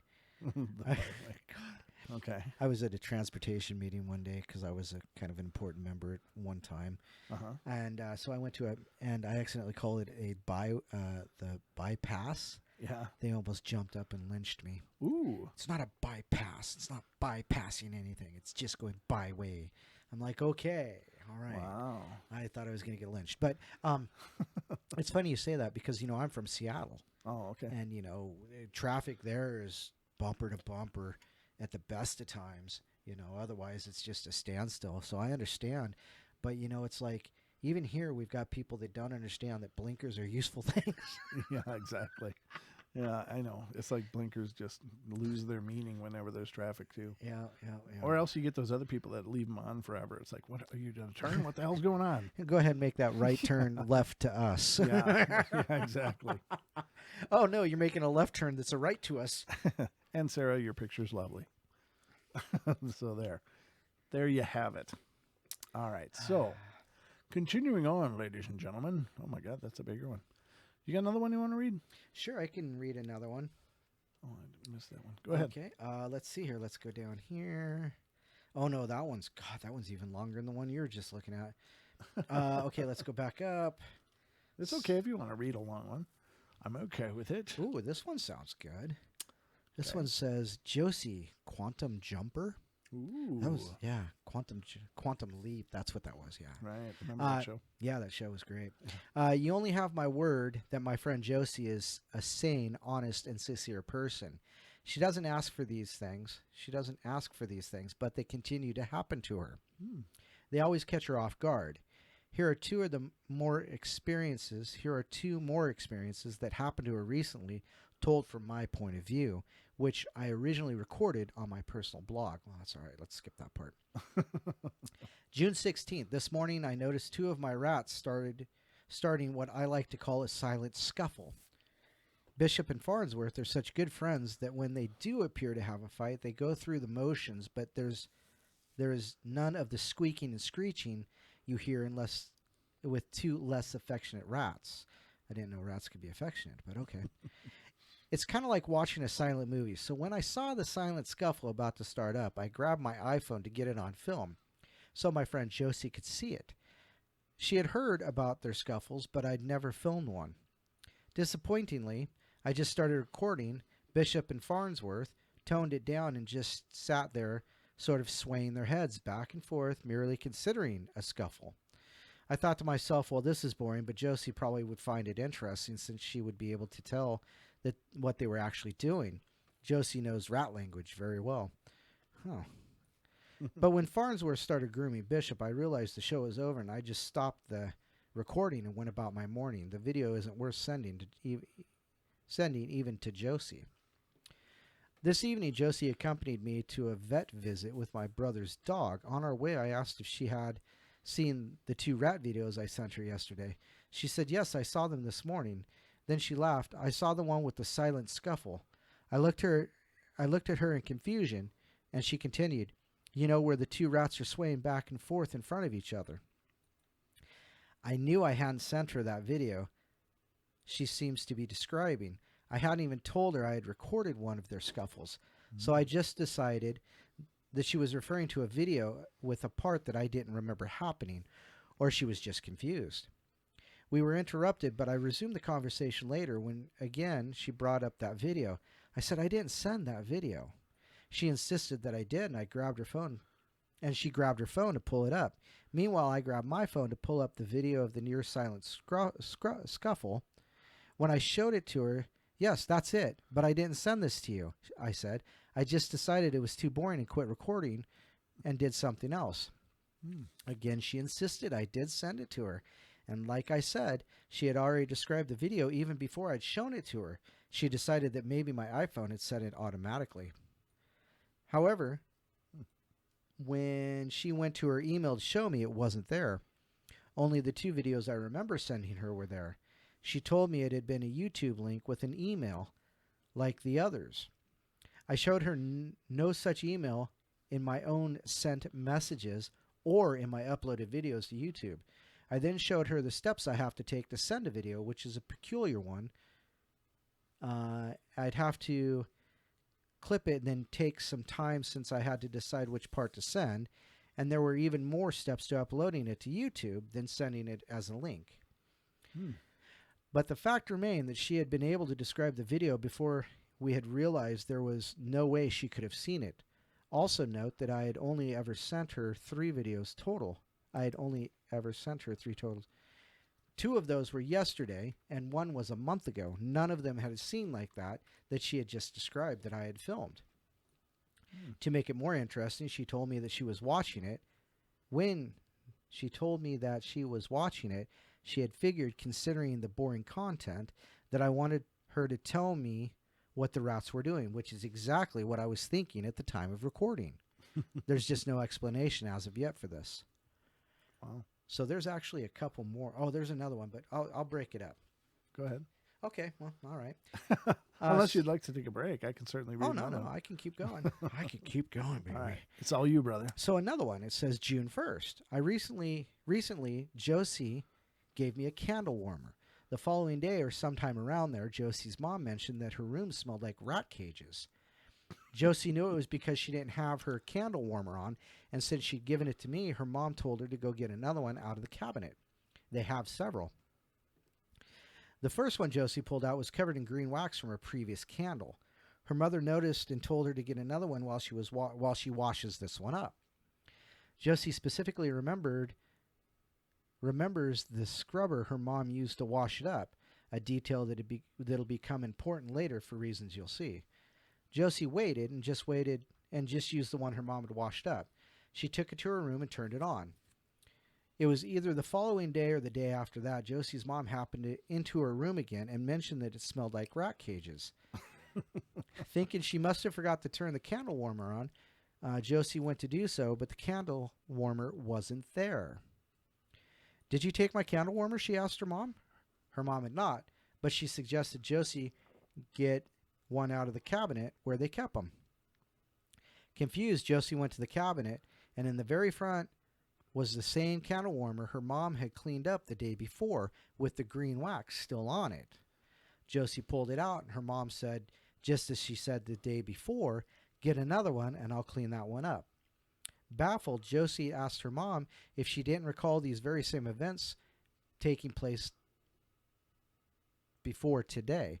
Her mom had no clue as what she was talking about, only Josie seemed to have experienced the whole scenario beforehand.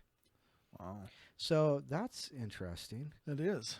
Yeah, that's pretty crazy. You know, but could that be just, well, no, because the candle warmer went back in time. Yeah, it seems as though And it apparently did. so did her mother. Yeah, or, it's weird. That's like Groundhog Day kind of thing. Yeah, exactly. It's like, well, no, I've already done this. Wait a minute. I don't have deja vu, I have vujade. Ooh. There you have it. Mm-hmm. There's a definition for what Don has. But, there's one issue I'd like to take up. Sure. Because she says here, she said something about it's important to remember The scrubber. the scrubber, but she never got to why it was important to remember the scrubber. Is that in the third story? No, Is there a third part? that was actually the last one. But Oh, it was, okay. yeah, so I don't know. I don't know. Apparently. But it's important to remember the scrubber. that is a reality shift as well. Yes. That she didn't include that. What the hell's so important about it? Makes you Gosh, think, ladies and gentlemen. The paranormal. It's paranormal. it's everywhere. Yeah, and Lichty just came into the chat. Good to see you, Lichty's Lichty. here. Wow. Lichty, Regular, Pixie, Nice. Sarah, Oh, Stacy. Lewis, Yeah, Ken. Stacy's here too. Stacy's here. Stacy's here. Stacy's Hi, here. Stacy. Just love all you guys coming in Gosh, here. I This know. is just making me We have feel all 18. warm and fuzzy. Oh, I know. It's just getting to be. Oh, and there's Tanner. Hi, Tanner. Tanner's been here. Yeah. Oh, Yeah, I Tanner's just here. noticed him. I He thought- must have come in when I was reading. Yeah, no, and he might have. I don't know. Maybe No. he came in and left. No, I thought he no. was here before, though. Yeah, In my reality, he was here before, Don. Oh, okay. I'm sorry. I'm shifting. It's me. It's all me. I'm shifting here. yeah, Not just shifty. I am shifting. yeah. Well, it happens. Yeah, It's been known to happen here in the portal that all kinds of weirdness happens. But absolutely. yeah, it's great to see all you guys in here, and there's a lot of people in watching actually right Yeah, now. So that's absolutely. really exciting. Hopefully, we're making it fun and entertaining for you guys because it is our goal It is our goal. to entertain. And yes, Pixie, I think it is like a wax warmer. You put the little the Yeah, smelly wax thing in there, and you melt it, and it smells it's up got the room. light bulb thing. Yeah, and it sucks and stinks and smells like rat cages. I don't think it's supposed to smell like rat cages. I think it's supposed to smell like whatever scented wax you put in the top. Uh-huh. Is that like the ones that have the light bulb that heats up the ceramic? They also have the ones with tea lights. Tea lights, Yeah, yeah. yeah. Those are my favorite. I think candles are like one of the coolest things. Alien shapeshifter. Well, Sorry. what? Yeah, it's just something somebody said. Sorry, Oh. but I prefer votives also. Oh, Tea okay. lights. And Sarah said that she had a pet rat and found it to be very loving and affectionate. So, Oh, okay. just so you know, rats can be just as loving and affectionate. Actually, I saw this video online. Just about couldn't believe what I was seeing. But this guy apparently saved this alligator from a trap or something. And now and the thing's like, I don't know, like 12, 13, 14 feet long. Right. And he goes swimming with it. And the thing comes up and kind of nuzzles him and stuff. It's like, Yeah, oh my that's God. that's okay because just that one time. I know, that one time. It's just, it's like, this is just probably never really going to be your friend. no. He might not want to eat you yet, but, if he He'll gets tear an hungry, arm off. yeah, it's just one of those things. It's just it's gonna take one time. I saw this other thing on Facebook, and I about had to scrape my underwear. I was both so disgusted and just in a state of shock when I saw it. And basically, what it was is this person has about a 12-foot albino python, Oh Jesus. and it's on the couch, kind of draped over, and in the middle of this huge snake Is a little girl. is a little girl. I saw that the other day. And I'm like, are you freaking kidding me? Mhm, I mean, I've raised snakes. I've had snakes. I love snakes. No problem. But I would never in a million years let a big snake snuggle with my child. It's just not. It's one of those things that, yeah, it's a cute idea, but if it goes wrong, You're gonna have to cut the thing apart to get the child I out. mean, it's just going to be, and if you can save the child, if it doesn't Yeah. just crush the child. Crush it, yeah. I mean, if you crush ribs and they go through lungs, there's not Yeah, much you not can much do. you can do, yep. Oh, just I think there was another video. I think it was the same one. It was like a 13, 14 foot constrictor, and she was putting. I tagged Ken on it, and I said, "Hey Ken, watch this," and but she was putting it in the bathtub because that's how she washed it in the bathtub. Oh, Like, yeah, you've yeah, got to yeah. be crazy. Yeah. You've got to be absolutely nuts. Yeah. That thing is 40 million times stronger than you, and you'll never get out of it. No. I mean, people. Oh, I'm just so strong, and it's like No, you're not that strong. not something like that. No, I mean, God, that's Yeah. stronger than Olympic, lifter. Just Even if you were able to like cut its head off. oh yeah, it'll still like be you're- alive for a while. Yeah, you're not gonna get it off you. Yeah, they you're don't- gonna end up hurt at least. I've seen snakes beheaded before, Multi-python, and yeah. they don't just go limp. No. they don't do that. They writhe around for Mhm. up to an hour later. They're Yeah. still writhing, and you can see the ones where they cut off the rattlesnake's head, Mhm. and they're poking it with a knife, and it's beheaded, It's still but it's still trying to bite the knife. This head. It's like, oh, wow. So yeah, I mean, it's just those things are. I mean, I love the idea that we can get all cuddly with nature. Believe me, I do. But it's just that one time. That one time something happens, right. and it's something that you can never do over. Right. Yeah, So- you can't take that back. No, it's You just better start looking for a reality shift somewhere. I you think you better should- jump through that portal, mister. you should find a reality to shift to where you have a freaking bit of common Yeah, sense. how about just a drip? Yeah, I mean, just don't put your kids in with dangerous animals, for God's sakes. Yeah, don't do that.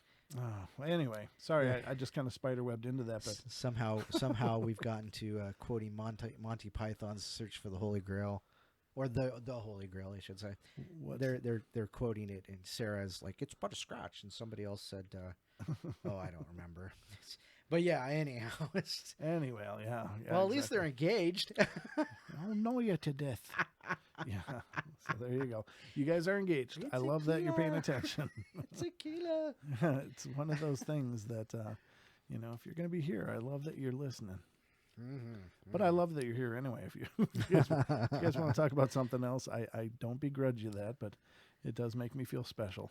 So this one's called Manuscript Translation Synchronicities. Nice. Some years ago, my ex ran off with her boyfriend. Oh, geez. And left our daughter with me. I was in the military at the time, and I was pretty depressed. Being a single parent in the military isn't so easy. I decided I needed to finish my MA thesis, Since I'd done the coursework, I had no idea how I could do that, but knew that I had to. I talked to my advisor, and he said I could do a translation of an old text, annotate it, and so on. I thought, okay. Okay, close to where I worked, there was a fellow with a lot of experience in the field, so I asked him if he had any such manuscripts. It turns out he did, and he wanted to use it to modify his own PhD dissertation. The manuscript had in fact been given to him by my university advisor, who lived several states away. He was so eager to get the translation done that he begged me to use his computer. This was when a PC cost $4,000 new, and I didn't have one. So I was told at work that I needed to get practice in my language, and the instructor helped me with the hard parts of my translation. I had never been able to get language practice prior to that time. I did my translation, getting help, moving quickly as I could. Soon I had the draft done. My friend, unknown to me, told the university advisor that this translation was great. Couldn't they just accept the draft as a final version? They did. Then he said I was in the military, a single parent. Couldn't they just waive the $1,200 in matriculation fees I'd have owed? They did. It felt like an invisible hand was clearing the way for me. As soon as my thesis was done, they changed policy, and no more language practice was allowed. This experience may have taught me more than what I was translating. Very cool. And again, it's more like serendipitous kind of things, but is that a reality shift? Sure. I mean, it's as valid as finding yourself on a road you don't recognize. Things change, things adapt. So when I came back up from the bathroom, I have a black cat, ladies and gentlemen, and as you can see here in the studio, we like to keep it dark. And I was wondering what that was. I thought that's what it was. I sat down on my cat, who decided that sitting where I had just been was a great thing. And I think I changed his mind about that, but it was just like, oh. I heard it when I got downstairs. I was like, I know what that was. Yes, I you know did. what he did. I heard you chuckling too, so that's what made it even funnier. It's just that, oh God, and he's a sweetheart of a cat. I love him to death.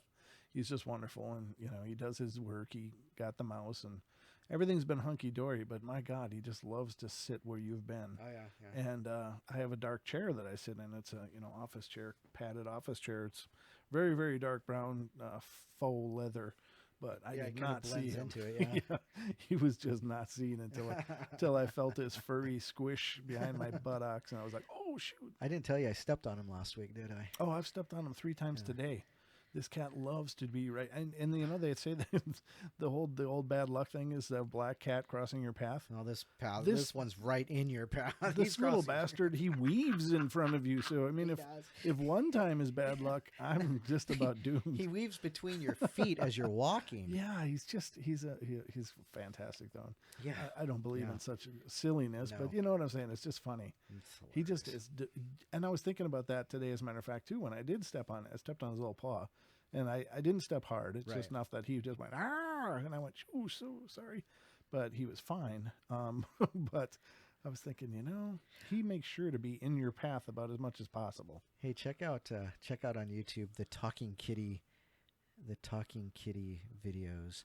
They're hilarious. Okay. Sorry. Okay. It was just, they're hilarious. You'll love them. All right. Gomez and Anubis are the same people. Don Gomez got his name changed. Yeah, it is now Anubis. It's Anubis now, because for the life of me, I couldn't remember Gomez, and it was cute because his brother is named Fester, so it's like the Addams Family, but just by himself, it just sounds like he's just kind of on his own here. And I'm not Hispanic at all. His former owners were, so to them that was a great name, but I couldn't remember it. My wife couldn't remember it, and so we were thinking of a new name, and we came up with Anubis. So. It seems to have stuck. Yeah, because he sticks you. Yeah. Sylvester Cat. Yes, that's exactly right, Swigger. Sylvester. He's hilarious. Did you see the one where he looked up and looked at the dog and told him, "F you, get parvo"? It was hilarious. I don't know what the hell you're talking about. Those D. videos? Swigger's seen them, yeah. Oh, okay, gotcha. I didn't know what you were talking about, but okay, cool. So that's Interesting. All right, so let's continue on here. Finding my Parvo. dream husband. What is parvo? I don't. Parvo, it's a disease that dogs can get when they're young, and it's totally, it's not good. It's just not good. Oh, okay. But it was just funny seeing a cat tell a dog to do. Okay, yeah. I'm sure it is, and I'm sorry It I was can't. hilarious. I love a good laugh, but Okay. I just I it's one of digress. those I'm sorry. I'm out of off topic. context things. Yes, it is. All right, so the next one is finding my dream husband. I don't know if you would call this a dream or not. Okay. It was definitely an out of body experience. My ex husband and I had separated after years of his drinking and abuse. Oh, that's sad. And we're in the process of getting divorced. One night after coming home from work, he gave me a particularly bad time with harassing phone calls and driving slowly past the house. Ooh, that's horrible. Some guys are just creepy. The police had run him off for the millionth time. Exhausted, I lay down and tried to sleep a little before I had to get up and get my kids off to school. It was 2 a.m., November 7th, and my oldest daughter, who was 11 at the time, was sleeping in the bed with me, and she had fallen asleep watching the news with me at 10 p.m. I lay down and hoped I would be able to master the new skills I was learning at work for my new job, trying to remember how the billing cycles went. I woke with a start at 4 a.m. for some unknown reason. I lay back down and tried to relax. Then I heard a voice I was very familiar with. I opened my eyes, and there stood my supervisor. I started to speak, but he pressed his hand gently to my mouth and shook his head as if saying no. He then held out his hand to me and said, "Come." I could hear his voice in my head, but his lips never moved. For some reason, why I do not know, I trusted him and willingly placed my hand in his, and off we went, walking hand in hand silently. We stopped at a beautiful wooded grove with a waterfall. We never uttered a word to one another physically, yet in my mind and my heart I could feel the love coming from him. He took my face in his hands and kissed me very gently yet passionately, and I willingly gave myself to him. Okay. Oh my. Okay. Yeah, great. Is this We had the most intimate meeting of the heart, mind, and body I have ever experienced, and then stepped together into the waterfall to let cool water wash over us. We took each other's hands again and began walking. Before I knew it, we were back in my bedroom, and he helped me to lie down before leaving. I woke suddenly and looked at the clock to see that it was 6:30 a.m., and my daughter was still sleeping quietly next to me. As I sat up, I noticed my hair was wet. It had been dry when I went to bed. I had skipped my shower that night as I was so tired. I remember thinking to myself, it was time to find a man of my own to be with. No good thinking of one I could not have, much less was interested in me, especially with 5 kids. I got up and walked to the kitchen to get a drink. As I stood at the sink, I felt arms around my body and my now husband's voice very soft in my ear.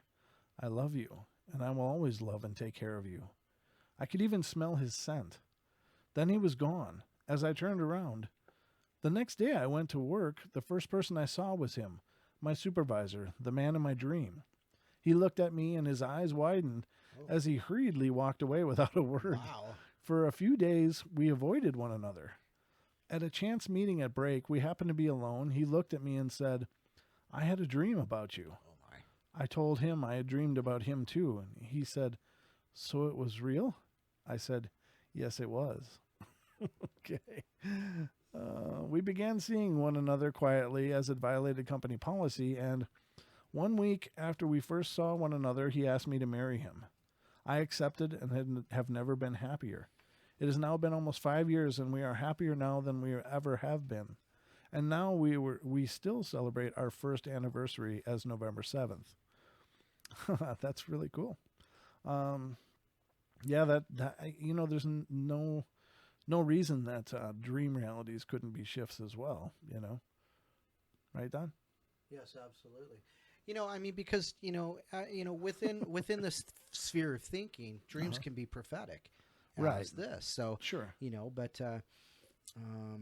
The cool part is that they both experienced it, yeah, and you're right. It was kind of so it wasn't Kind just of- her reality or his reality; it was their reality together in the Yeah. dream state. So does that qualify as an out-of-body experience at that point, that it was so real.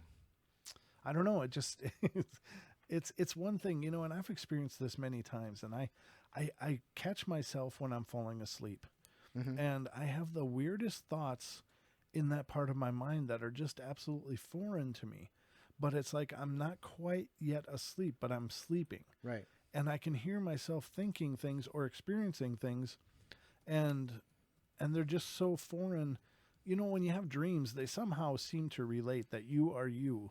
And some of your experiences may be absolutely different than your real life, but there's usually some common note in there to your waking state, and you put it together. But I've had these experiences in that in-between state where I'm experiencing things that have nothing to do with me, having a narrative in my head that just seems absolutely foreign to me. So I don't know what the hell's going on in those. And that's really, I don't know, it makes me think. It's like, am I actually tapping into a different level of reality at that point? And maybe it's not just my experience that I'm experiencing. Maybe it's a shared experience that we have on a higher state. I don't know. Just very, very, very strange. And food for thought, ladies and gentlemen. I don't know, but it was it's very weird. You have, like, I remember the last one that I had that was so bizarre. It was like I was walking around, and this guy with this very, very tall guy, and he was like a nearly a giant, but he had like a dog's head. And I remember feeling like in this dream state, like, oh wow, that's him, and I really looked up to him, and I have no idea who the hell him is, but he looked at me, and he wasn't really happy with me, and I was like, oh, he didn't like me at all. And then I woke up, and I'm like, what the hell was that all about? I mean, the guy with a dog head, and he didn't like me, and it was just very, very strange. And I don't know if that's some kind of different symbology or what the hell was going on there, but it was just very, very weird. And I was able to hang on to that into my waking state, which is a whole nother thing, because I don't usually remember dreams at all. So now, which, because that brings to mind, well, is it Thoth or is it Anubis? Anubis is the dog-headed one, but that's more of a jackal head. Oh, that's true. Yeah, And Thoth is the more ibis, the crane-like bird. That's right. That's right. Yep. Or Thoth, or however you pronounce it. Yeah. Thoth. Yeah, and I'm not really big into the Egyptian lore and stuff. Like, some people really resonate. But it wasn't with something that. like that. No, It was just I a don't think giant so. with It was a just dog head. Yeah, Maybe it's a just, dog man. Right. There you go. They don't tend to like anybody. So there you go. yeah, as far as people go, they don't really care anything for us. So that's what I've heard anyway, ladies and gentlemen. Wow. But yeah, very weird. We have 19 people in the chat, in the 20. watching right now. We have 20. 20 on that one. Wow, 20 of you awesome. are paying attention to us. Star Tetrahedron joined cool. us just a bit ago. Very cool. So, well, welcome everybody, and I'm so thrilled that you guys are here. Don, did you have one you want to read? sure, I can find it. Take it away, ladies and gentlemen. John. Here's Dawn. I'm going to make you a frame as well, that you just have your own frame, so I can sit off camera. I see how you are. So you can pick your nose. So I can pick my nose over Tom here. Brokaw. Remember when you could watch the satellite live, and there was no commercials in there. Did you ever have a 10-foot satellite dish? No. Oh, God. It was crazy. You could watch they go to on the syndicated station, they go to a break. Yeah. But they don't actually go to the break. And I watched Tom Brokaw one year just digging for gold. All right. Just want to tell you what happened to me in 1999. Okay. It was quick but wicked nonetheless. I was propped up with my pillow against the headboard of my bed. I was watching a movie waiting for dinner. My wife was sitting at the computer to the left of the TV. She wasn't in making dinner? Oh. Oh. Well, I still have a mute button. He said he was waiting for dinner. So I assume, I'm sorry, that he wasn't making dinner, so his wife must have been. But apparently she was sitting at the TV. Okay. Or at the computer to the left of the TV. Good save. My 12-year-old son walked in and stood directly in front of the TV, blocking my view, and proceeded to ask his mom a question. She turned around for a moment and answered his question. So he left the room. At the moment he left the room, turned right and out of sight, he walked back in. I sat there watching the entire identical thing happen again.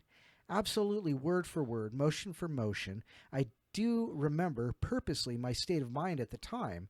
It was just after a long day of work. I was really relaxed and nothing on my mind, just chilling and watching an old black and white Western. And bam, crazy time slip. I Wow. knew what had just happened, but I couldn't even tell my wife at that moment. She would have thought I was crazy. Anyway, it happened to me again. It never happened to me again, as far as I know.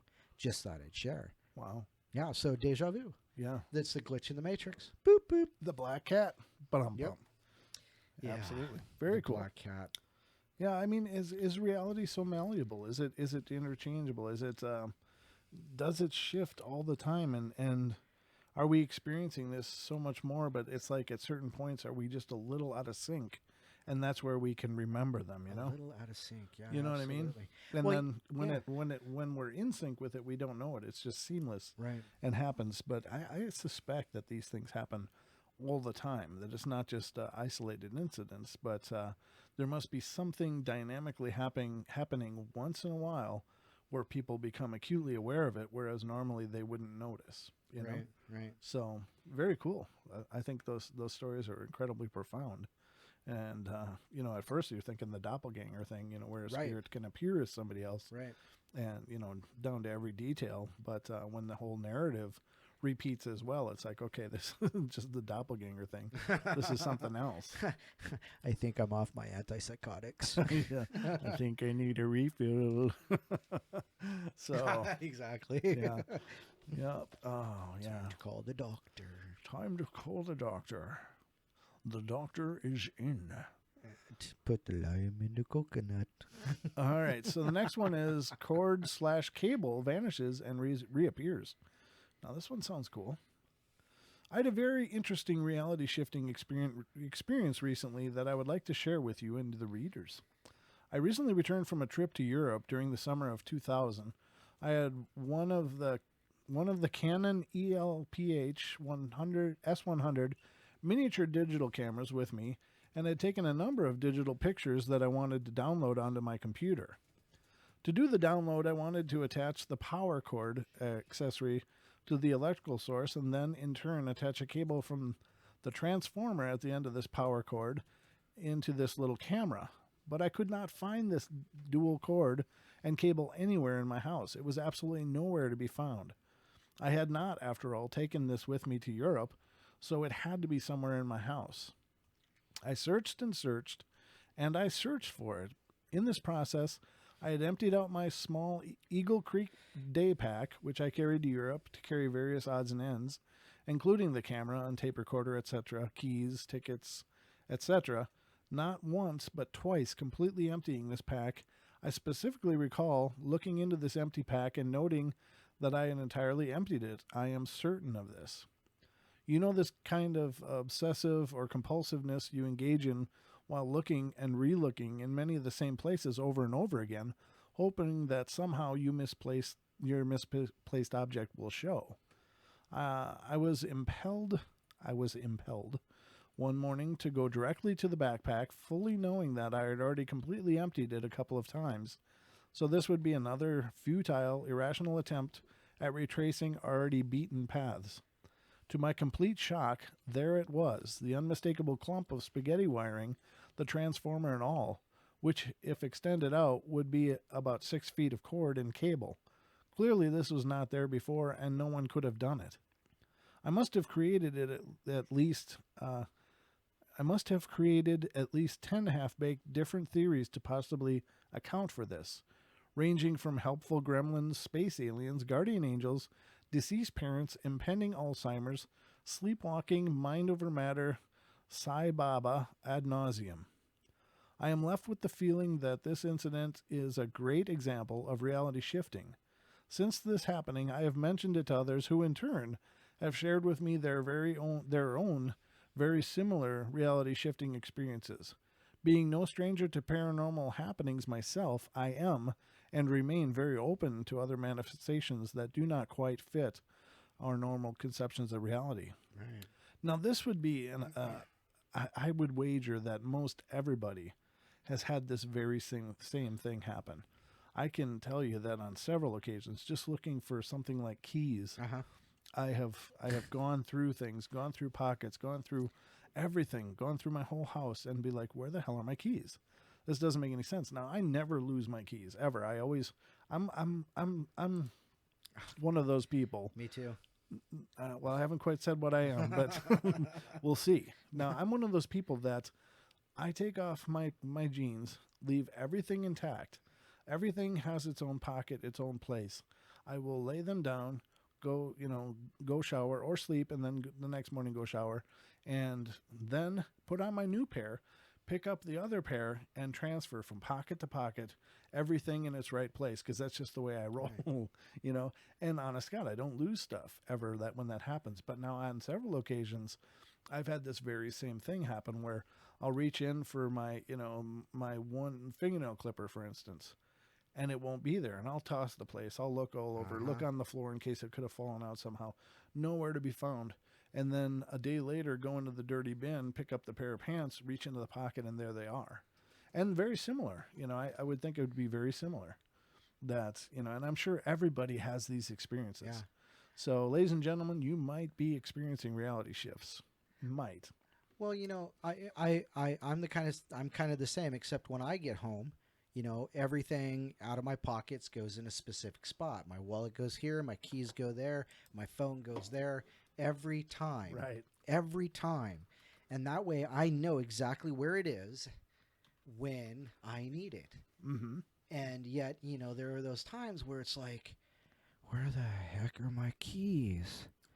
What did I do with my phone? Yeah, exactly. And Star in the chat room was just saying, I lost my phone like 3 months ago. I still haven't found it, but it was right next to me. I literally just Googled something 2 minutes prior, and then the damn thing was just vanished. Yes, exactly. Mm-hmm. Now, it hasn't come back, so that sucks. That was gone. That was a deport. that was a deport, yeah. There's the apport when you receive something, and then there's the deport when you lose something. Yeah. And those can be symptomatic of perhaps another intelligence, like a spirit or some other gremlin. Yeah, that kind of thing, a supernatural being. Or it could be a reality shift. Now, the fact that you lost it and have not found it, that's more like different. Yeah. That sounds like maybe the Gremlins kind of thing. Yeah, exactly. Where they like the shiny. Or you know what? Or maybe you're one of those people that the case to your phone matches your floor exactly, your carpet, and it's just laying right there on the floor, and you just haven't seen it. Yeah. That was a great picture. But I mean, I put everything where it goes, but yet I still have these times where I'm like, I know I put it there. I know I did. And then I just blame my roommates. Stop touching my crap. Don't move my stuff. Quit going into my junk, Stop man. it, man. Leave my junk alone. Thank you, ladies and gentlemen. We'll be here all night. We're gonna need some sound effects someday. something you just click on and it just plays through. Yeah, I don't dare give you a sound effect board because it would just go nuts in here. No, that's not. It would just be a mess. It'd be like just so many sounds. Uh-oh. Tanner says that's funny. You guys bringing this up. I wonder why. Tanner, tell us. Why is it funny? Did he say something before? Oh, I think he's about to. Ah. He says that's funny. You guys are bringing this up. Do tell. Yes, well, I'll let you know as soon as I find out. All right, you let me know, and I'll continue on here. The night's going really fast, though. It's been a great night so far. Hey, yeah. It's really going smooth. Mm-hmm. So let's go on to the next one. This one's rather long, isn't it? Okay. White squirrel appears. This is a long one, so it's going to be a mouthful. Many years ago, while I was young, single mother, I was blessed to have a mystical experience so powerful that it cut through all the busy and bother and noise in my life to shatter my previously held belief system. My step-grandmother was a woman that many would refer to as a Holy Roman, Bible-thumping, Southern Macedonia Baptist. A woman convicted in her faith. A large woman in personality and girth, which I guess matters. The road to our meeting and parting was mediated by a stepmother who seemed to be living out her soul's experience with the dark side of human behavior. However, without the stepmother, Big Mama would not have been there to change my life in so many wonderful ways. After the wedding of my father to his second wife, my father and his children were not allowed on my step-grandmother's property. My stepmother's uncle Clyde would drive down to the Pigs Hall Fish Camp parking lot to pick her up, and then brought her back at the end of her stay. I never could figure out if it was because Daddy was divorced, Daddy had children, or Daddy was an Episcopalian. In any case, apparently we were all going to burn in hell as sinners and idol worshippers. It seems my step-grandmother's heart softened as time went on, and we were allowed to go up into the mountain. I really do not know if she softened or if she just needed a man to be around to do the heavy work. Whatever the reason, my younger brother dubbed her Big Mama, and Big Mama she stayed. Big Mama loved me unconditionally all those years, and when she died, she taught me about the other side. In the meantime, I remember her being the only person in my life who ever criticized me, even when I put her sorely to the test. She nurtured my spiritual development by living out the conviction of her beliefs. She did not preach to me. She did not tell me that her way was the only way into heaven. She did not ask or pressure me to accept salvation as she saw it. She just shared her relationship with God with me. That anyone believed anything with such strong conviction in the 1970s left me with an indelible impression on my heart. Big Mama considered my oldest daughter, Jillian, to be her great-granddaughter. She and Jillian were very close.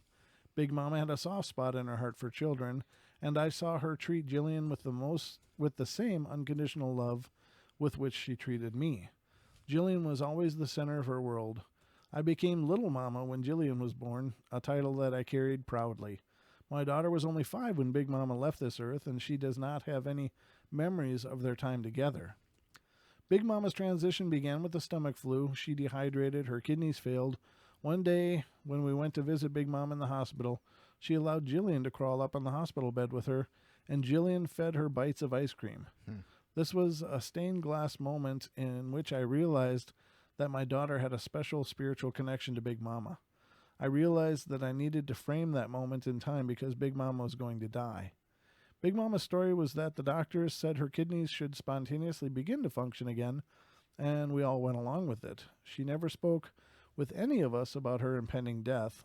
Fall in western North Carolina experiences a wonderful Indian summer and glorious changing of the seasons as the mountains blaze with fall color. During one of my visits with her, she gazed out the window and said to me, "I hope I get to come home in time to see the squirrels eat the berries on the dogwood tree." There was a graceful old dogwood just outside the large living room window in her home. Her recliner was placed so that she could just gaze out into the yard, across the gardens and pastures to the headwaters of the French Broad River. My stepmother called me at work the day Big Mama's heart began to fail and simply said, "You have to come now." I threw down the telephone, grabbed my coat, and set the land speed record to Jillian's school to pick her up and to the hospital 2 counties over. I sat at the foot of Big Mama's bed most of that afternoon listening to the awful sound of her drowning in her own fluids. My stepmother suddenly stepped into the room, grabbed my hand, and pulled me out into the hallway, and she said, "I can't do this. What do you want to do?" I replied that Big Mama was leaving and would not care. I asked my stepmother, "What do you need me to do?" She asked me to go into the next room with her, and she told me that Big Mama had shared with her that Big Mama's biggest regret was that she would not live to see Jillian grow up. Just as my stepmother finished speaking, her cousin came flying out of Big Mama's hospital room and went running down the hall to the family. My stepmother very calmly looked at me and said, "She's gone." I felt like I'd been drop-kicked by a mule, and all air exploded from my solar plexus, and I doubled over.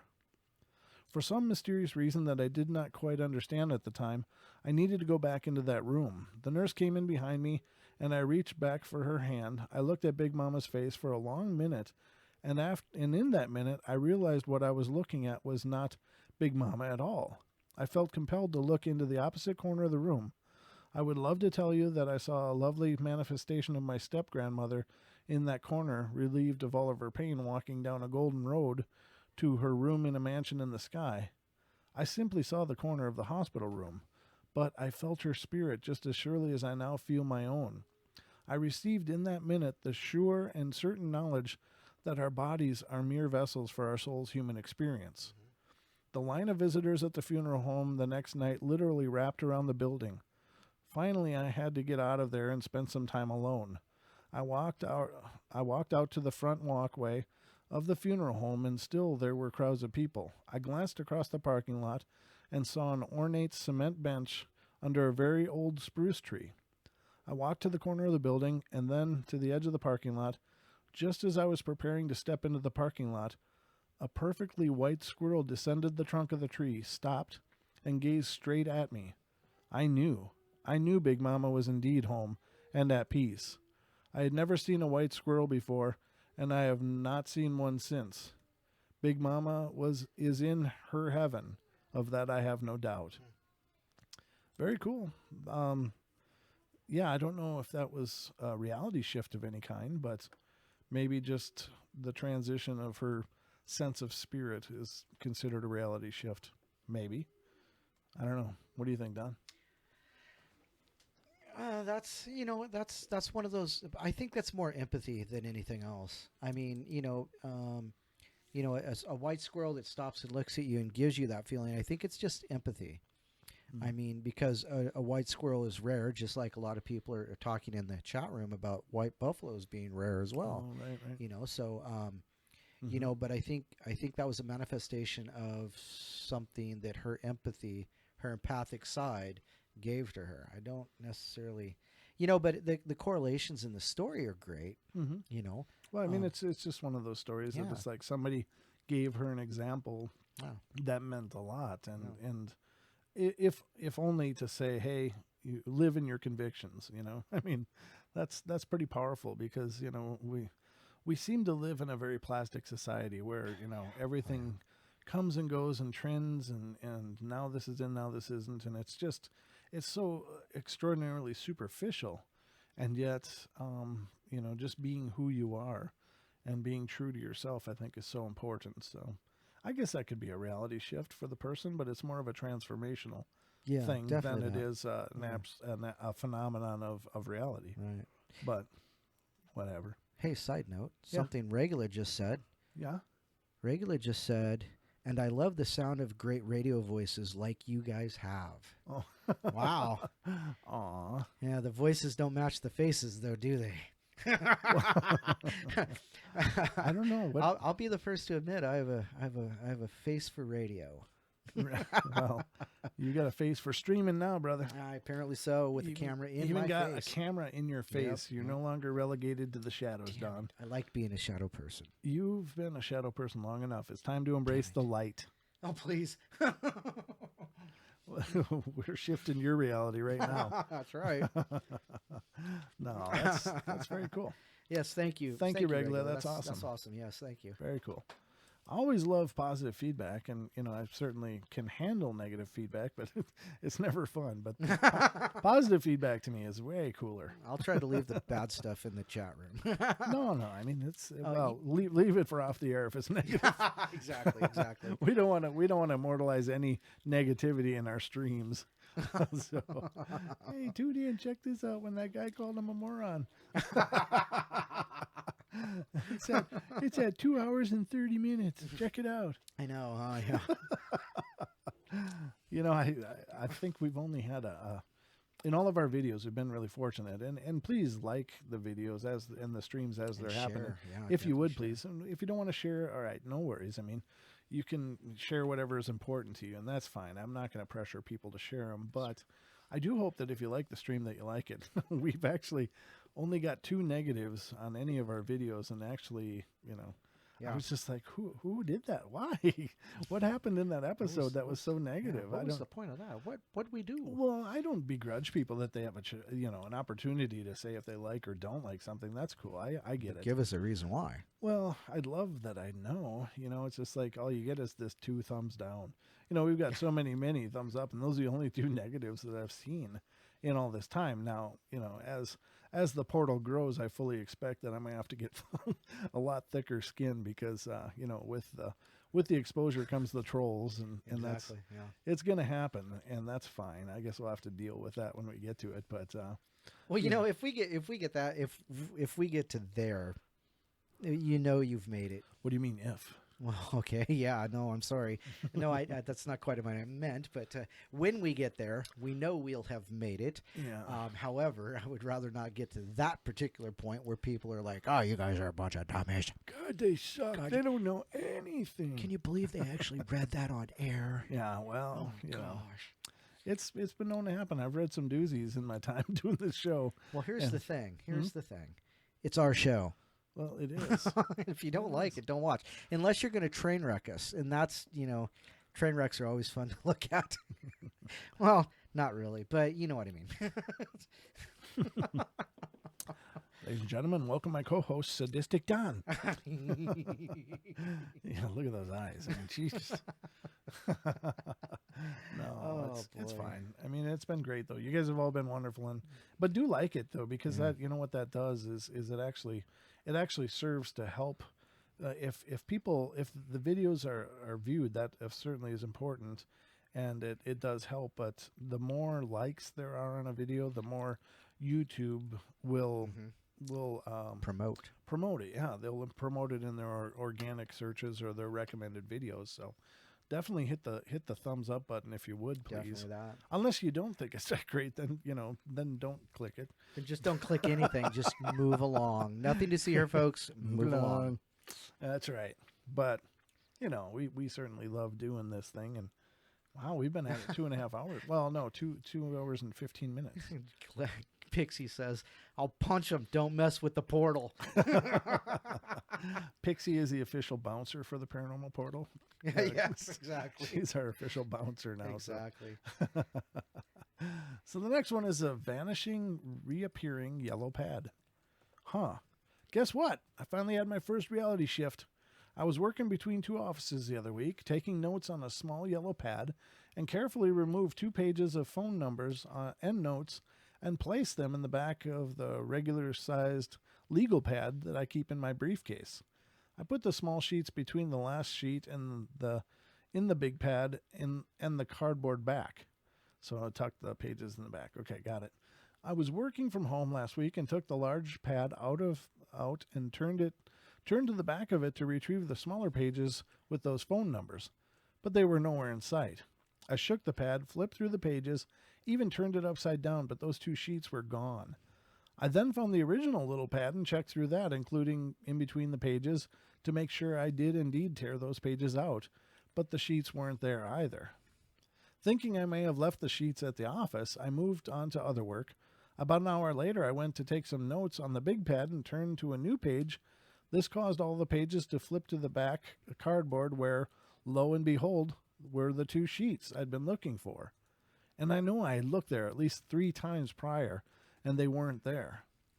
What this means is, in the scope of my life, I do not know, but I'm thrilled that this happened, as after working with you for so long and recognizing all the work you've done on this subject, I have felt a little left out, having not experienced it yet.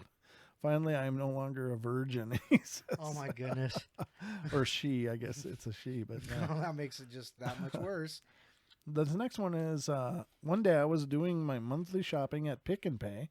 My husband sat on a stool waiting for me to return. He stared at the corner where he knew I would soon be emerging. While he was watching, he saw me coming towards him, pushing my trolley and smiling at him. He looked down at his coffee and took a sip for just a moment, and when he looked up again, there was no me. I had disappeared.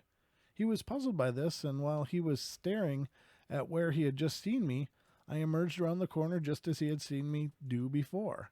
This time, he kept his eyes on me until I reached him.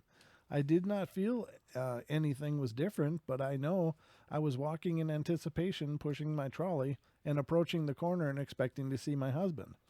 Maybe I projected myself ahead of myself, because as I came around the corner, I saw him and walked towards him.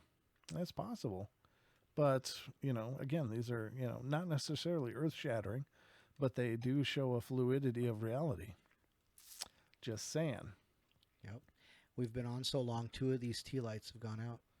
Wow. I guess, this is... Our candles are going out. Well, that just means we're burning the midnight oil, ladies and gentlemen. We're cruising. But no, it's been a good broadcast. Yes, it has. You got another one you want to read down? Sure. All Let right, me see ladies and here. gentlemen, Mr. Longbeard. Mr. Longbeard takes the mic and drops it. 3 experiences. Okay.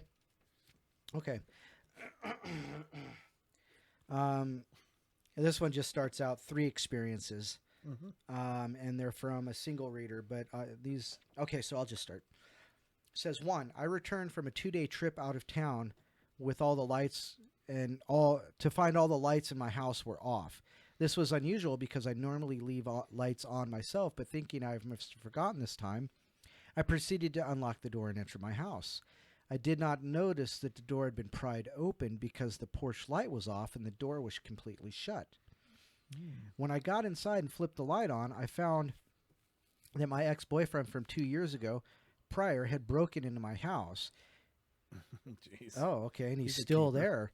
His eyes were glassy and his pupils were tiny, where he hid by the door waiting for me in the dark. He leapt up from where he had crouched by the door when I turned the light on. Nose to nose with me, he demanded, "Give me the money that you owe me." It was clear to me that he was on drugs.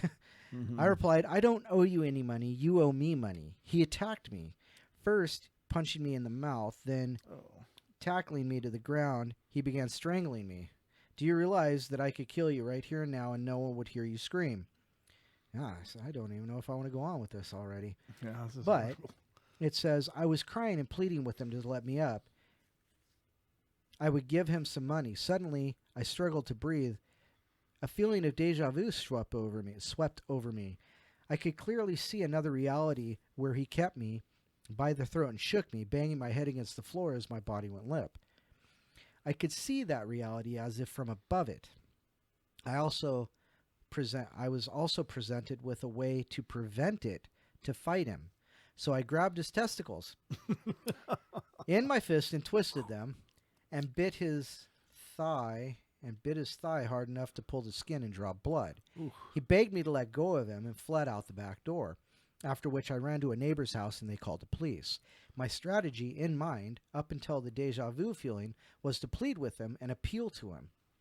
In that moment, it was shown to me he was drug crazed, and it didn't matter how much money I had given him. I mention this incident because, especially due to the strangulation, the psychological explanation for time slips surely carries a lot of water for this one. I consider this a sideways time slip. However, I have several more. It says 2 more of which I will describe. Number 2. I was driving down a steep mountainous stretch of interstate. Oh, I've been there.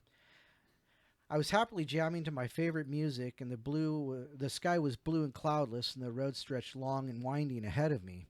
I saw an older model gray pickup speed past me and tear into the guardrail, hitting it to bounce off and spin back into the road. There was nothing I could do. I slammed on my brakes, but the car T-boned the pickup truck. My car T-boned the pickup truck, and I looked down after the car came to a stop at the deployed airbags and my seatbelt. I looked down after my car had stopped at the deployed airbag and my seatbelt. I could see blood covering my chest, but I wasn't sure where it came from. I wondered if the driver of the pickup truck was okay, and I looked up.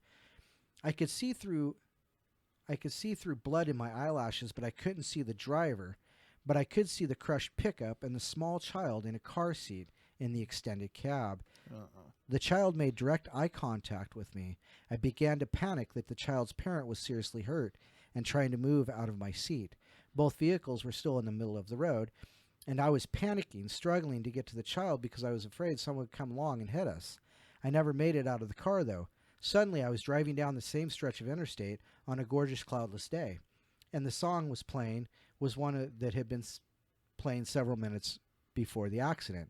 I clearly remember what had happened or would happen, and I knew that if I switched to the far left lane when the truck zipped past me on the right and spun, I would not hit it.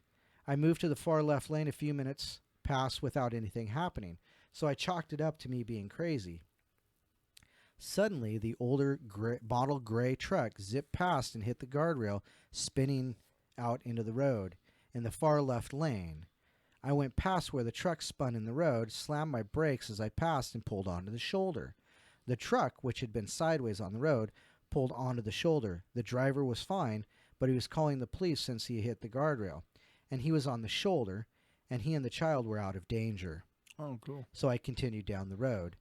Unlike the first incident I wrote about, when this incident happened, there was no psychological trigger or explanation because I had no immediate danger, just enjoying the drive on a sunny day. I could consider it a forward time slip and a subsequent backwards time slip. However, sometimes time slips happen when there's no danger at all, such as my third story. It was another beautiful day, and I was on my front porch playing canasta on my phone. I curled up in a wicker chair and was pretty happy to be wasting a little time doing something quick and fun on my day off. A hand of cards was dealt, and I was playing the hand when a deja vu feeling came over me. I had already planned how to meld and which cards to discard when suddenly the cards before me were a completely different hand. I checked the score, and it was much higher in my team's favor. I checked the time on my phone, and it was several minutes past when I had been playing the hand I had planned out. I looked at the chat messages for the game, and there was no chat messages for the missing time, which was unusual because all the players had been chatting with each other. I consider it a forward time slip and thought about asking the other players if they were also missing several minutes. I decided not to say anything, though, just in case they think I was crazy. Our in-game chat conversation continued as normal, with just that unexplained several minutes break in the conversation. Excluding the fact that there were multiple people involved, this time slip would have fit the dementia explanation of losing time. However, it seems to me that all four of us lost several minutes as evidence by several minutes break in the conversation in the chat log, with the chat resuming as if no time had been lost. So 3 stories there. One about the ex-boyfriend, which the car accident that didn't happen, and then the canasta. And the canasta, yeah. Never played canasta. I don't know what that means, but I know it's a card game. But well, there's another game. It's called Hand and Foot. It's very, very similar. It's basically the same thing. Which doesn't mean well, but anyhow, it's actually a great game. I play it all the time. Oh, cool. I usually get whooped on it, but I thought that was a disease. Hand and foot. No, that's hoof in mouth. Oh, hoof and mouth. Or Gotcha. hoof in Don's butt. Yeah, that whole 259 thing. 2 doctors, 5 days, size 9. I mentioned it like a week ago. Right. Yeah. But anyhow, right. yeah, those are pretty Pretty cool, yeah. Pretty cool ones. So how you feeling, brother? It is. Oh, geez, it's 20 to 10. I know we've been rolling for a while here on the portal, but it's been smooth. And Pixie and Lichty are going. Yeah, what do you? So what? Lichty's in tomorrow already. I see Paranormal White Noise came into the chat. Good Yep. to see you, brother. Thanks for being here. Or sister. I don't know if you're male or female, but good to see you either way. Nice to see you. We're doing good. We're doing good. Thank you for asking. And well, what are you thinking? Do you want to keep going, or are you good for? Yeah, I think I've got to be good because I've got things to do tomorrow. So okay, ladies and gentlemen. Unfortunate but true. Well, thank you so much for being here and being a part of the portal. And make sure subscribe, like the video, hit the thumbs up, please. And YouTube will like it more than as well too. But love you all dearly. Take care, and we will see you on Friday night for our normal Friday night broadcast, which will also be streamed. And Don will be joining me again on Saturday here in the Portal Studios for our normal Saturday show. And again, that's 10 p.m. Pacific time on TFR Live and on YouTube here as well, on iHeart and on TuneIn. So wherever you happen to catch us, we'll be there, I promise, unless something bad happens, and then I'm sorry. But we live for the portal, ladies and gentlemen, and we are glad you're here and being a part of it. And make sure to send us an email if you've got an account of your own. Again, the email for the show is paranormalportalradio@gmail.com. We'll be happy to read your account on the air. You can be identified if you want, or you can be anonymous, or if you just want to talk to me about something going on and you don't want to really share it, but you need some advice, feel free to email me as well. I got a couple people doing that and have done that for other people as well in the past, and I'm honored to be a part of your solution. So please let me help you if you need it. But even if you got questions or got whatever, just call us or email and say hello. Whatever the deal is, I'm just happy to hear from you guys. But I love you all dearly. Thanks again, and we will see you on Friday night. Thank you. Oh, and just so you know, Paranormal White Noise is a paranormal sister. Is what? Is a paranormal sister, not a brother. Paranormal sister. Not a brother. All right. She's Well, a paranormal how sister you from doing, another sister? mister. All right. Well, that's good to know. Thanks. How can I know, right? Well, yeah, exactly. You get all these chat names, and it's I don't know male or female, but great you're here anyway, and we'll see you then, Tanner. Thanks again, brother, and thank you all, and brothers or sisters, I love you all the same. And we'll wait to see you on Fridays and Saturdays. Friday and Saturday we'll be back at it, so make sure you show up. But we'll talk to you then, guys. Bye. Take care.